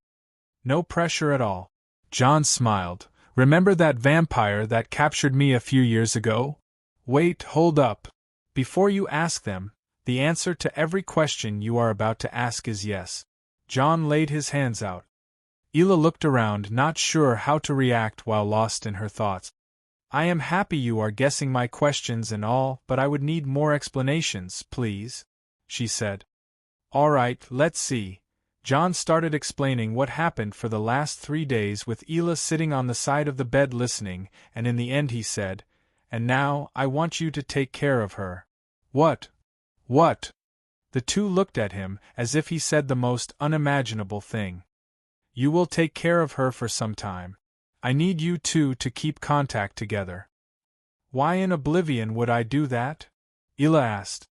I just want her to have contact with someone I trust, Jon said as he leaned on Ila. I didn't go for Alina or Julliner for this one, you see. She narrowed her eyes, trying to figure out his motive. I smell something fishy, she said it. If you smelled it just now, then there is something wrong with your nose? Jon said with a natural face, obviously because we are in a tavern. He laughed as she rolled her eyes, so he grabbed her closer and intimately made her sit beside him, the situation which caused Serana to look from above the book with bewilderment, then try to shrink in the corner she's in. Seriously now, what is it you are not telling me? Ila asked. Jon cleared his throat and relaxed back. Have you heard about the Dawnguard? He asked. It is a fort in Riften. Aside from that, there used to be an order of the same name that is dedicated to hunting vampires, she said. Yes. It is an order that rose many years ago when the son of a Jarl from Riften was caught with vampirism. The methods of the Dawnguard are effective, but what? Let's say there is something I never understood about them.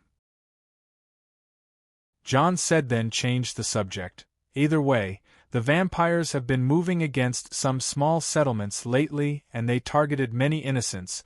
They are going to be a problem. We have taken a few jobs to eradicate vampires lately. Ila nodded in agreement. That's not even what I am warning you about. The vampires who are truly up against are more ruthless and twice as dangerous compared to any low-blood vampire you know. She is an example of what you will face then. Alright. What does the Dawnguard have to do with any of this? I have received reports that they are being reformed under a man called Isran as we speak. Aside from that, the Hall of the Vigilant will be attacked in the near future, so I would like you to warn them. That's all. It should be. I want you to be wary of the vampires and not fully support the Dawnguard at the same time. They will gain a lot of popularity, but we need to keep them from being as ill-reputed as before. On the other hand, I will leave Serana in your care for a few days. She has been training on combat with me, so her instincts are a bit heightened. Take her to the woods and show her how to get calmer. Ila looked at Serana, then looked away. Easier said than done. Jon kissed her on the cheek and jumped off the bed. With that, I am going to leave you to get along. I have a mission somewhere else. He didn't even think twice before leaving Serana with Ila, which may sound like a bad idea in every conceivable way, but Jon had a plan and faith in the training he made Serana go through. She is very strong-willed and will be a huge asset. And with that, he left Whiterun. During the next day, Jon traveled back to Winterhold, then right to Riften. He didn't reveal his arrival in Winterhold, but rather headed directly to Nurina and gave her a strange gift. I remember the birthday of Archmage Savos is around the corner, he said before passing a box with a jade pendant to her. Please, tell him this is an artifact from elsewhere. The pendant he passed was a minor artifact he bought, but he ended up fortifying its effect through special means. What is it for? When Nurina asked that, Jon smiled and told her that she may thank him later and went away. He knew that the Archmage had a competitive nature and loved expensive things, so he would surely accept the pendant and keep it close by. After he left Winterhold, Jon teleported to Riften and silently entered the Ragged Flagon without anyone noticing. The reason for doing so was to unnoticeably infiltrate into the Thieves' Guild den and plant something in. He made sure to leave everything as it is, but he left a certain item behind on the desk of Mercer Fry. The skeleton key is now where it is supposed to be. Next 3 chapters and Discord URLs. https://linktr.e/Donovel. Chapter 575, Hitting the Books. It didn't take much for everything to unfold now that Jon got involved.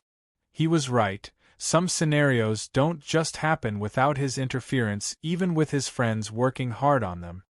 In Riften, Maven Blackbriar met with Gluttony at last and gave her a job. Gluttony was of course disguised as Sparrow, and she could a few words out of Maven. Surprisingly, and despite how Maven was upset with Jon, she didn't accuse him of sabotaging her work in Riften or even getting in close contact with Honningborough Meadery, her rival in the mead business. Jon Dare may be arrogant and moves around without accounting consequences, but he is by no means someone who would waste time like this. Such petty actions don't even bother me, but they rather harm your guild, little Sparrow. Seeing Maven say such words to her, and aside from the bad vibes, Gluttony was left with a few clues on what exactly is going on. She knows that Jon knows, but he only reveals what makes things easier for her, but not ultimately easier to the point where she can breeze through all the missions he gives her. Yet for Maven to see through Jon to such extent. It is true that enemies walk on narrow paths and would understand each other over time.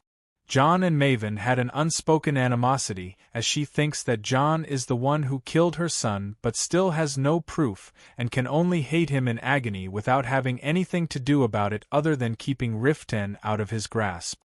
Gluttony had to travel to Whiterun afterwards and infiltrate the Honningborough Meadery as a skeever exterminator. The plan was to go in, kill the skeevers, go into the brewing chamber, ruin the mead and wait for a tasting agent that arrives from the Jarl's palace. Once the ruined mead is served, it will cause the reputation of the Honningborough Meadery to plummet and for the meadery owner to be imprisoned. Maven Blackbriar would then interfere and seize the Honningborough Meadery, eliminating her biggest competition in Skyrim. There is more to the plan actually. Before the meadery operation, the Golden Glow estate was also part of a small company conspiracy against Maven Blackbriar. Once the Thieves' Guild cleaned up the estate, they found a document directed to the owner with orders to harass Maven and cut her supplies. The same sort of document carrying the same insignia was found at the Honningborough Meadery, and it had information that would cause the competition against the Blackbriar Meadery to tilt in the favor of the Honningborough Meadery. And that was hardly the end of it. After investigating further, the guild found out that the Golden Glow estate was sold to an anonymous buyer and the Honningborough Meadery was invested in by the Dare Dragon Company. A lot of fingers were pointed at Jon Dare almost immediately, but it wouldn't be possible since Jon himself uses the network of the Thieves' Guild to conduct deals such as buying estates and conducting such large transactions. Both Jon Dare and Maven Blackbriar are the lifeline of the Thieves' Guild, thus despite how the two hate each other, they make consideration to not harm the guild which does their dirty bidding, and thus the Thieves' Guild is outside all their investment struggles. Those fingers pointing towards Jon didn't last long, however, as offending one of the patrons and an old member of the guild always comes with a price. It was also easy to retort to any accusation towards him regarding those matters. But that wasn't the most important happening in the Thieves' Guild at the moment. For some reason, the leader of the guild, Mercer Fry, became so energetic as of late. He was always depressed and clueless for the past 3 years, but now he is back to the top of his game, which should be something good for the guild, but many felt the opposite. Mercer started hiring thugs and mercenaries in large numbers, and even made very hasty moves in the open with the blessings of Maven, of course. But to what end? Despite the obvious rash behavior Mercer has shown, no one could even hold a speck of dust against him. There was a reason why such a crafty thief is the leader of the Thieves' Guild despite his lack of popularity among the thieves. He is good, insanely good at that, or that's what the world believes. Gluttony became very aware that there is something behind Mercer's return to the limelight, especially after a big job lately, but many dismissed her worries as Mercer being old and crafty or some nonsense she didn't buy. Leaving Gluttony and her worries aside, Jon was back in Winterhold in his study with his wife after the two seemed to have done it as they finally had a private moment together.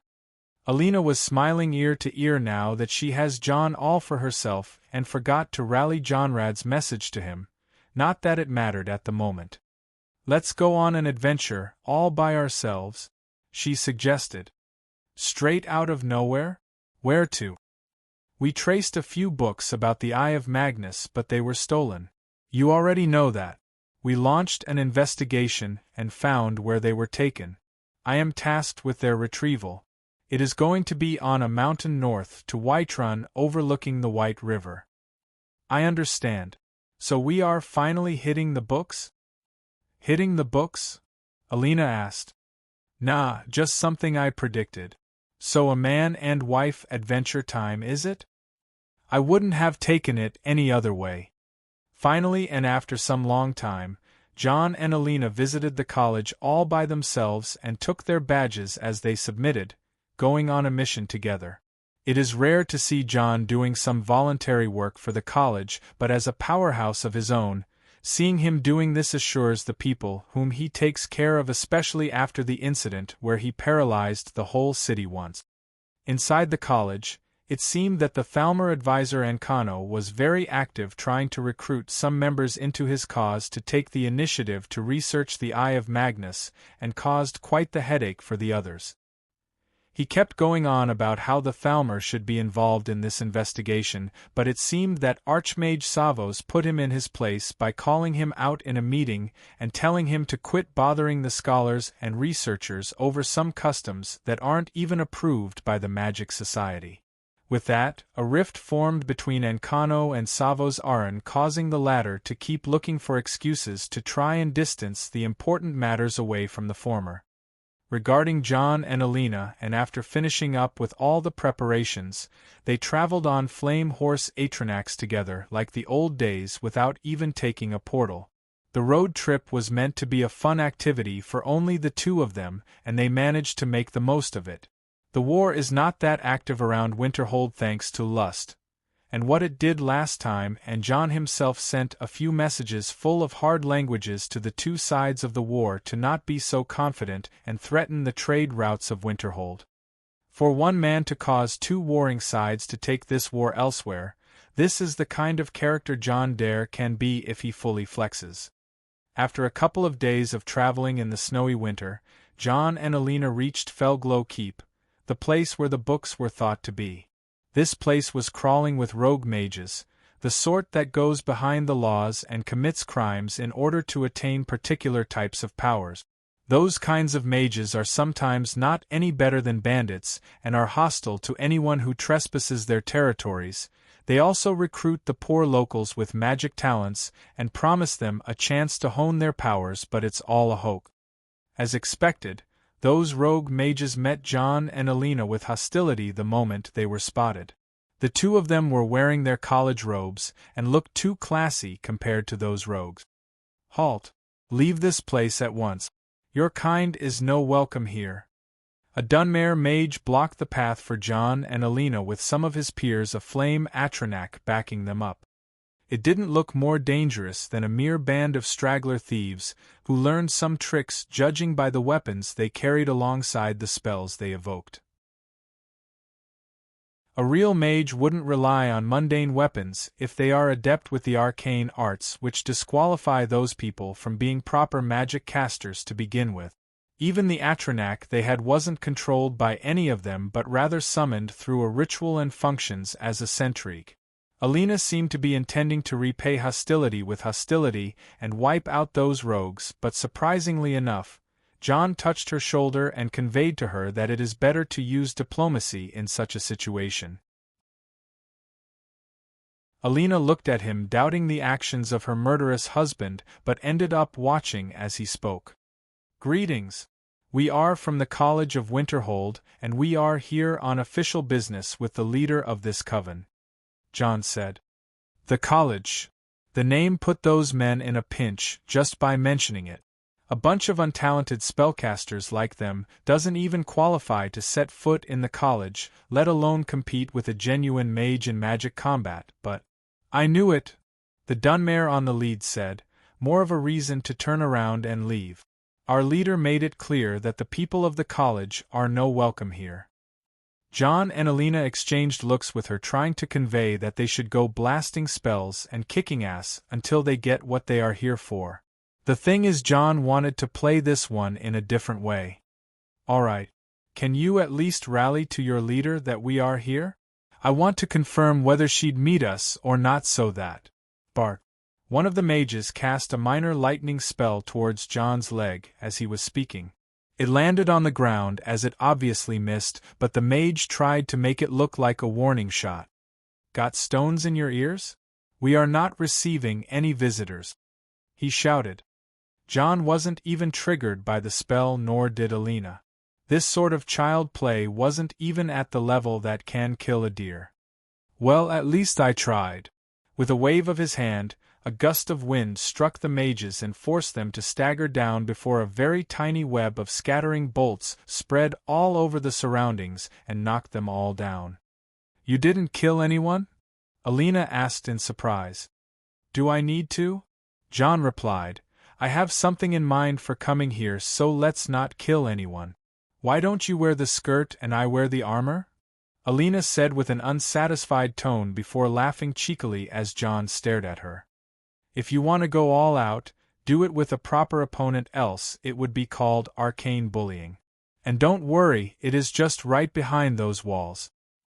Jon and Alina stormed the keep together with nothing that can be related to the word strategy. In fact, it was a mixture of abuse and kidnapping. The two of them didn't go with the big innovative spells and returned to the basic ones such as Firebolt and Frostbite. They were acting as if they were giving their opponents a chance, but in truth, they were just having fun bullying folks around. Whoever was taken down in the fight would be dragged to Jon's cube and be imprisoned there in a special cell Jon especially made. After cleaning the keep's underground area, a few high-level mages appeared and posed a little challenge to Alina, but she still gave the same handicap she gave to the others and still won without any difficulty whatsoever. A former student of the college was found, a high elf named Orthorn, who seemed to be the one who assisted this group of rogue mages to steal the books Alina is after. The moment he saw Alina and Jon, he recognized them almost in an instant, and unlike the game, he didn't dare to even ask for help when he was tricked and caged by those rogue mages.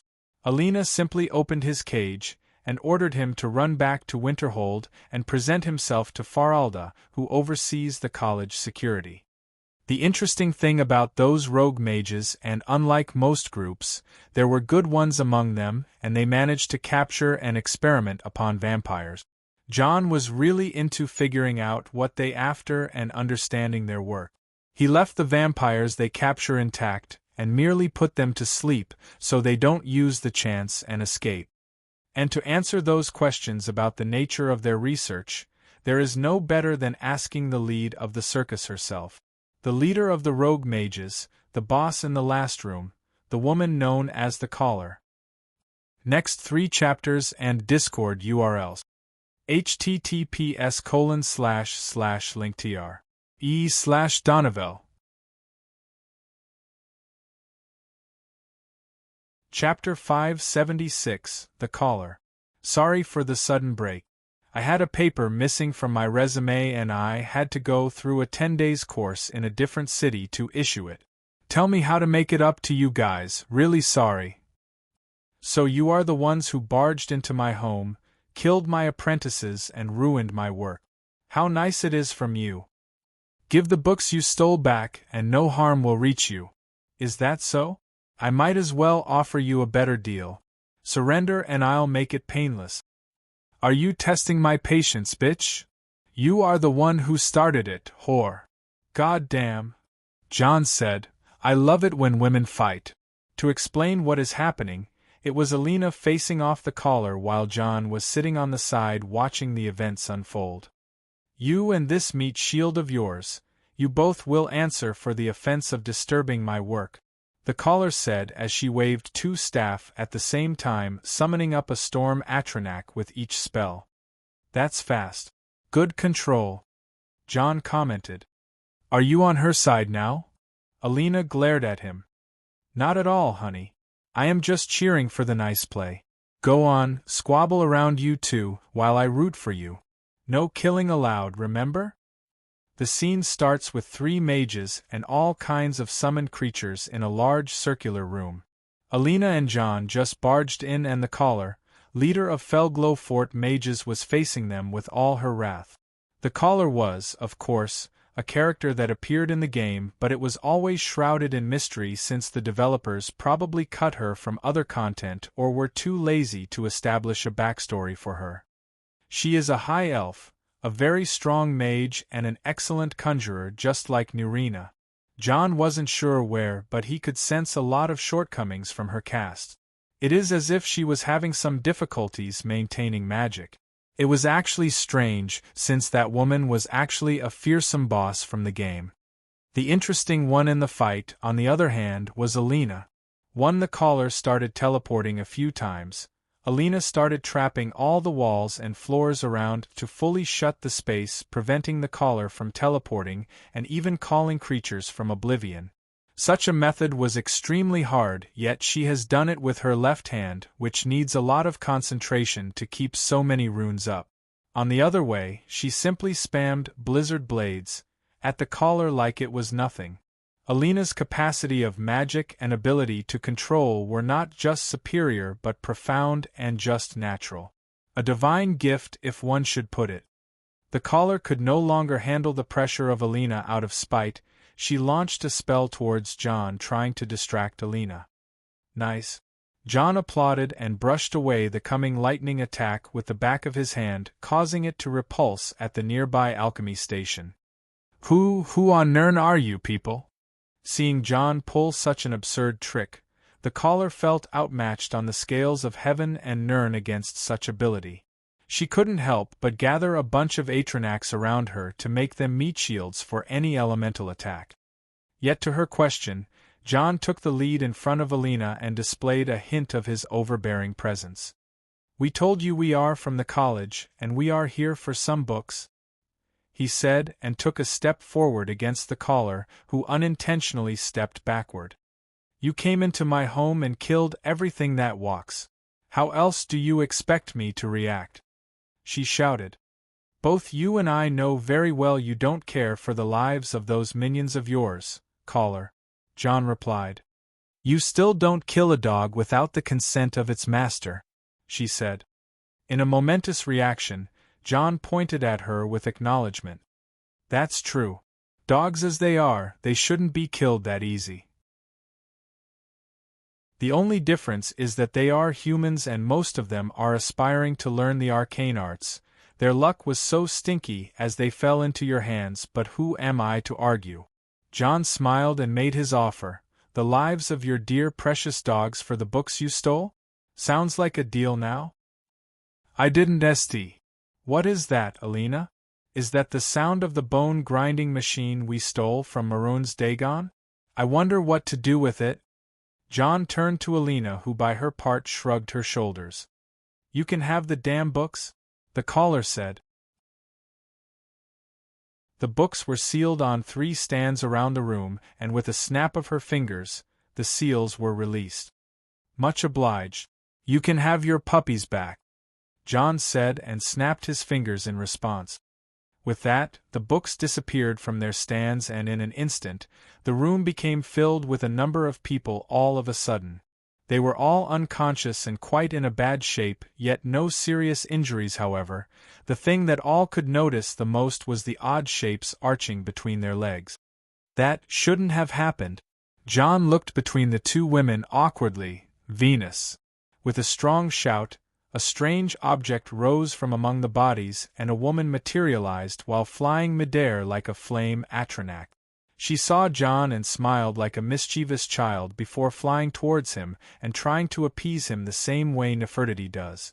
The only difference is, Jon used a finger of his hand to shoot the gem on her forehead at the nearby wall. "Stop making my prisoner horny." As the image of the woman disappeared, the true form of lust, which has now become a pink-colored gem, started to float around as if being sad it got hit. "About that, this is totally my blunder. I will compensate." Jon turned to the collar with an honest face only to find her eyes glued at lust. "What is that?" she asked. The collar's attention was shifted from everything right towards that thing she saw just now. Lust, or to be more specific, it is the thing Jon called Venus. This strange life form, a living thing which she completely could tell it is. a creature of such etherealness and mystery, a life beyond the life she knows, something she seeks, or maybe it carries the answer to everything she ever searched for. She looked at Jon and asked again, demanding more answers. How is there such a thing? Oh, a curious one, aren't you? Jon asked. This thing, is it actually alive? What is this state it is in? Etherealness, Jon answered with a faint smile. Like an immortal soul? An animus that is bound to the mortal world? She asked while still maintaining her cover behind her various atronac. Why don't you come out and I tell you? Jon said no, that he left her with a teaser. We took our books and gave you back your people. It is all a fair trade now. We seek no more trouble, caller. Alina said, assisting Jon in pacifying. Like I will ever believe that? She turned to Jon now that she recognized him as the mastermind behind this attack. You know something, don't you? About me. Jon seemed to have been found out since he was simply acting from the start. The thing with a lust, from a while ago, was all his plan, and he wouldn't even shy of admitting it. Me? Know things? He asked. Yes, that's what I do. What do you want? She asked. You certainly wanted me to see such a thing for something you want from me. The caller was terrifyingly fast to catch on Jon's trick. Call it the wisdom of age or whatever, but this woman is hundreds of years old and is considered an elder even among the high elves. My name is Jonhild Firemane. This is my wife Alina Firemane, and I go by the name Jon Dare. He said. The Dragon of Winterhold, she said, recognizing the name that Jon was called with by Ulfric once, and this must be the Red Witch. I hate that name. Alina frowned. You didn't do anything other than confirming it even more, wife. I mean, I love red too, but your wardrobe is… Alright, I'll stop talking now. Jon turned away as she glared at him back to the caller. As you figured it out, I came seeking something. The entrance was a little bit crude. My apologies. Not at all, the caller said, even though she didn't let her guard down even once, but I expect something in return and compensation. I'll pay for the damage, redecorate this bland place, and even install a swerve system down your fort if you want to, Jon offered. I prefer knowledge. That's what I can offer, and that's what I seek most. Why not? It seems we have come to an agreement. Told you we can work this out. Jon clapped his hands and all smiles, fake as he always smiles to enemies. What is it you require, Jon Dare? The caller's question provided a one-way ticket to her library of boundless knowledge, all stored in her head. She is an expert in souls and incorporeal matters, and even more, her knowledge of vampires is top-notch, and can be considered one of the few mages who were on the hunt for vampires to commence trials on them. Apart from that, she is also a criminal who conducted various experiments on mortals as well and knows her ways around those things. The coven of the caller wasn't that famous, as she was always covering her tracks, but Jon knew how this woman operates. Aside from being an open researcher with no ethics or restrictions on how she researches, she is very well known in the black market as a producer of advanced and experimental products. On top of all that, she has some sort of fascination towards vampirism even though she is not a vampire. From what it seems, she is trying to get the advantage of vampirism away from the disadvantages and create something unique. And to make things even more interesting, this woman seems to be serving a Daedric prince as well, since her soul can't be trapped as if sworn to a Daedra of a kind. It can be either Azura or Meridia if Jon tried to narrow it down, since the two are known for their vicious natures when it comes to experimenting and seeking knowledge. Alright, I'll go straight to the matters. Jon said at last as he recovered. Gluttony. I am having trouble controlling this bad boy. That is a blood parasite, vampiric and plant-based. Jon started explaining the nature of gluttony to the caller as she finally agreed to drop her guard down if he gives her his word not to attack. Truthfully, Jon was hesitant to share information about one of the sins, but he was at a difficult spot with a gluttony of all things. The damn parasite was so uncontrollable, and Jon could use a fresh set of eyes to shed more light on it. The caller was fully taken aback by the absurdness of enchanting something with one's own soul and blood. A normal person should feel so weakened just by attempting to create a soul artifact like a gluttony, and not only Jon had one of them but two, as she noticed, to lust as well. But Jon's questions didn't really end here, but rather, they became deeper and more challenging the more he and the caller exchanged knowledge. Even those unconscious lackeys were long since up and driven out from the inner sanctum. A leech is a being different from any other. While it can survive on its own for a limited time, it can't function properly without continuous contact with a host. It will be violent and greedy while trying to establish its own source of energy at first, but to get through such a situation, it must be slowly controlled through letting it consume. A parasite can't be rejected for it to take effect. This is troubling. Jon reacted with discontent. But for you to manage to mutate a parasite, link it to your soul through enchantment and infect it with vampirism? I don't know whether you are lucky or even luckier. Just what kind of vampirism you use to transfer the infection. Oh, and what are its powers? Jon looked at the caller with annoyance, as he wouldn't really just say that the blood of a daughter of Coldharbour is what cultivated such parasites, but he had to give her something according to the agreement. I will present you with details on how the mechanism of such a parasite works. Jon nodded. The topics Jon asked about afterwards were all vampire-related. Vampire weaknesses, vampire abilities, vampirism cure, and all there is to kill, trap, and interrogate vampires. At that moment, Jon even came up with a few business propositions.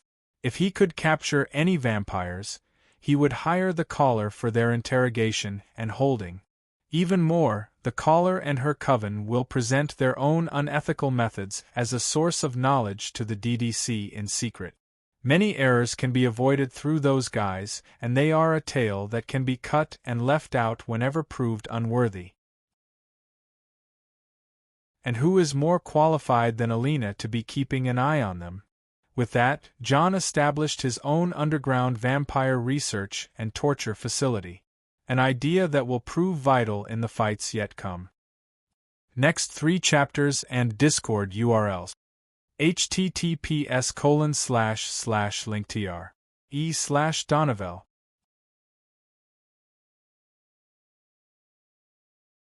Chapter 577 Kill Steal. This morning, Falkreath woke up on the news of a murder. Someone under the light of day while the Jarl was touring the town, and that one was none other than the Jarl's own guard, Halvard. Almost the whole town witnessed what happened. Almost everything went in the bloodiest of ways. One moment Halvard was following the Jarl, the next he was facing an angry woman who dug her fangs into his neck and made his blood splatter covering every inch of Jarl Sedger. To the calm and quiet Falkreath, this was terror incarnate, for the kill is the Jarl's strongest arm and the killer is a vampire.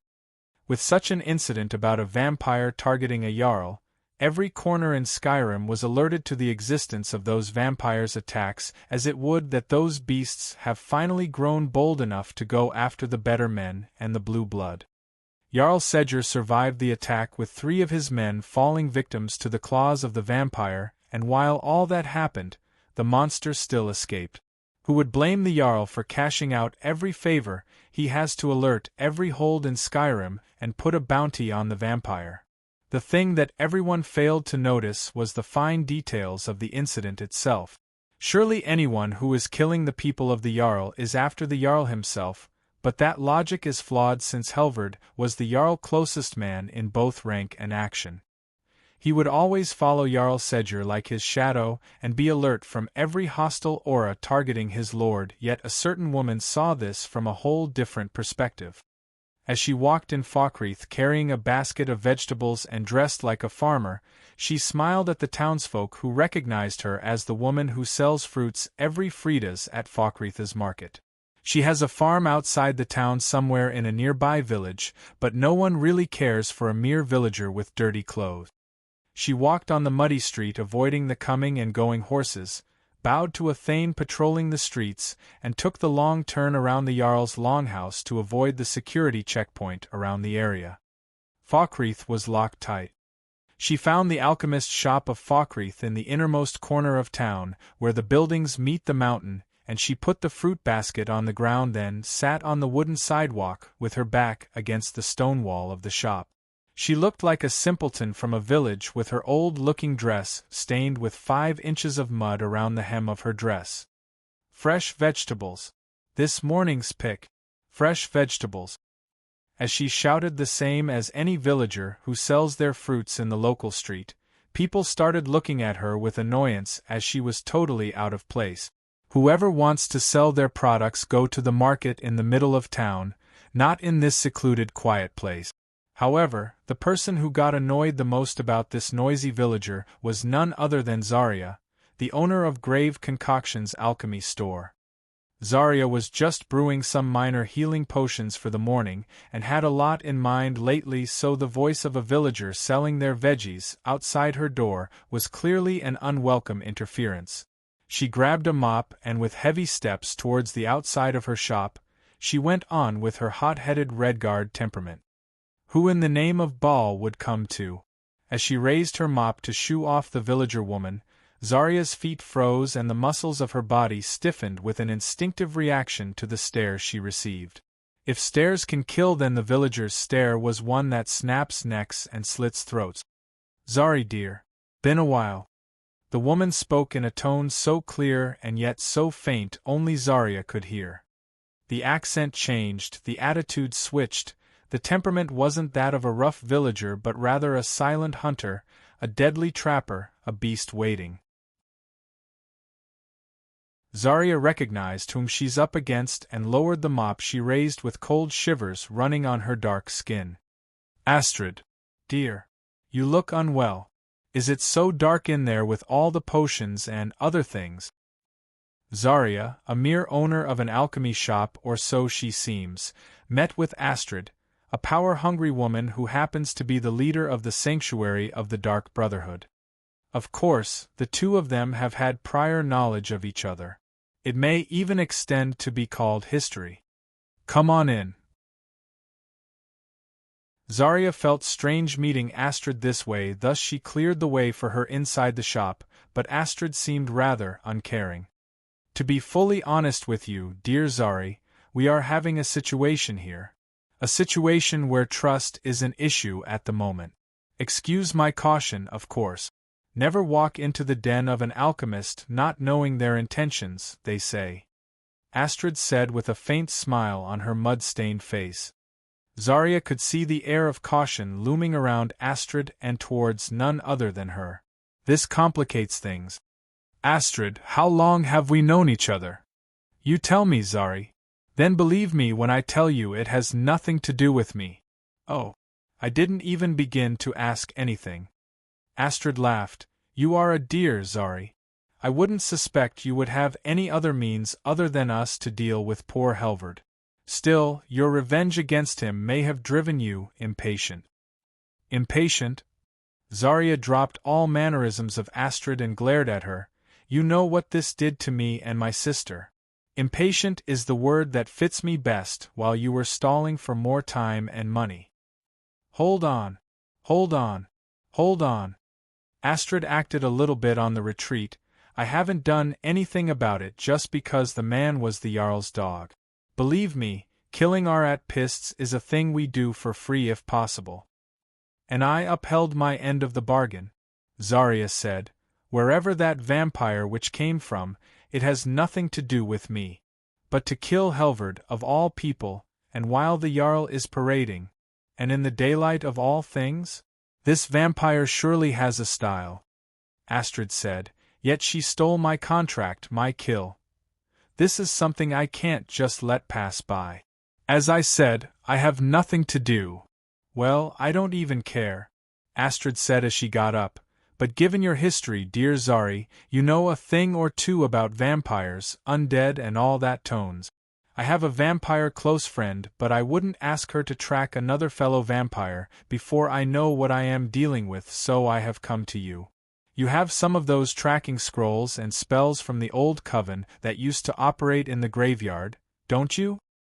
Zarya kept staring at Astrid before confirming the question with a nod. All right. I hope to get some on the house, Astrid said. What track do you have? Zarya asked. A few fabrics in the forest, footprints, a faint scent, the usual stuff. I'll find you something. Do give me some poison for apples, dear. I haven't had fun with those nasty things in years. You people still use that? Don't people already suspect it to be your doing ever since the past era? Sometimes the old methods are the best ones, Astrid replied. Sometimes what is old only needs to be purged. Zarya shivered faintly and retreated to her shop. Then after a minute, she came with 2 potion vials and a scroll. Here's the apple poison. This scroll makes the undead unwary of you. It should keep slumbering vampires unconscious, she said. And the other vial. If you have a hunting dog or a trained wolf, you can feed this concoction to it. It helps heighten their senses but gives them an upset stomach the next day. Hunters use them all the time. You have a hunting beast, don't you? I have the best, Astrid confirmed with a smile that only she understood what it meant. That's all then. Don't find me again. It's a pleasure, dear Zari. Zarya walked back to her shop, suspiciously watching Astrid, who kept on with her disguise as she went on and sold her veggies until the guard chased her away. Outside Falkreath, near a river, Astrid emerged from the lake with her upper body naked and a man behind her back. She was drying her wet blonde hair from the water. She just took a plunge in and asked for the man to help her with a towel. So, we are letting Zarya off the hook? Armbjorn asked. Husband, things won't be fun if we keep on killing whoever crosses us. Let them think of us what they want to think. We are not the Thieves' Guild, are we? We don't need to go around making ourselves the top dogs wherever we go. Astrid spoke as she got closer to her hot-headed husband. Grr. I still think it is a bad idea leaving loose ends. Who said we are leaving loose ends?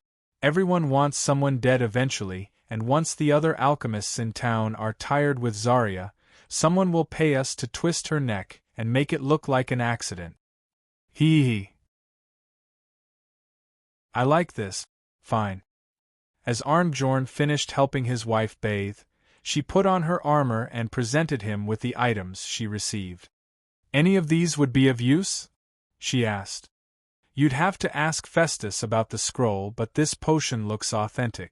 I smell no poison in it, he replied. Good. Astrid returned the items to her bag and complained, every time I get into some old lady's disguise, I feel like my skin is crawling. We've aged well, wife. All this killing doesn't just twist your mind but gives your soul a certain vigor and youth, he said. Don't start speaking like Festus for everyone's sake. The old ways this, the old ways that. She seemed rather annoyed with the mystic way of things. Don't be like that. I don't feel good about the old ways either, but the Brotherhood has roots and with time they shall link to us. You know that, don't you? Armbjorn warned her. We are one of the last standing sanctuaries, husband. It was us who kept the others safe, not the tenets, not the old ways, and certainly not Sidhis. We would have been purged by the last listener if things were to go south. I get you, but... No buts, it is all us now, all those who are left. I don't want to tread down that path ever again. Astrid and Armbjorn seem to have been distressed lately. Actually, the last 12 years were nothing but distress to the sanctuary of Falkreath. Being the last in Skyrim with the contact cut from the sanctuaries of Cheydinhul of Cyrodiil and Wayrest, while being pushed out of business in Morrowind and Black Marsh by the Morag Tong. Things looked grim for what is likely to be the last surviving assassins. If they were to follow the old ways of the Dark Brotherhood, it would have been the end of them all, or so Astrid believed. So if they were to survive, they would need a new way. No tenets, no Night Mother, no listener and certainly no Black Hand. Just Astrid and her little gang of killers using the name of the Dark Brotherhood to act like hired hitmen. The sanctuary of Falkreath has strayed from the path of Sithis, the Dread Father, for over a decade by far. A wrong that had to be corrected for the balance to find itself back to the world. Yet ironically, Astrid and Armbjorn set out to find the one who stole a contract from them, as according to tradition, those who take a kill away from the Brotherhood are indebted with one, and one they shall return. This is the only way for them to increase their numbers and keep the blood flowing. A vampire it is or a werewolf, it never made a difference who they recruit. They have many children of the night in their ranks, and always prided themselves to be a family of those with tendencies that transcend the normal takers of lives and harvesters of souls. But with the Dark Brotherhood being a shadow from its former self, another was lying in waiting and ready to rise from its ash. But for something to rise, it must reach ruin, and that's where Astrid and Armbjorn were heading. To their ruin. Next 3 chapters and Discord URLs.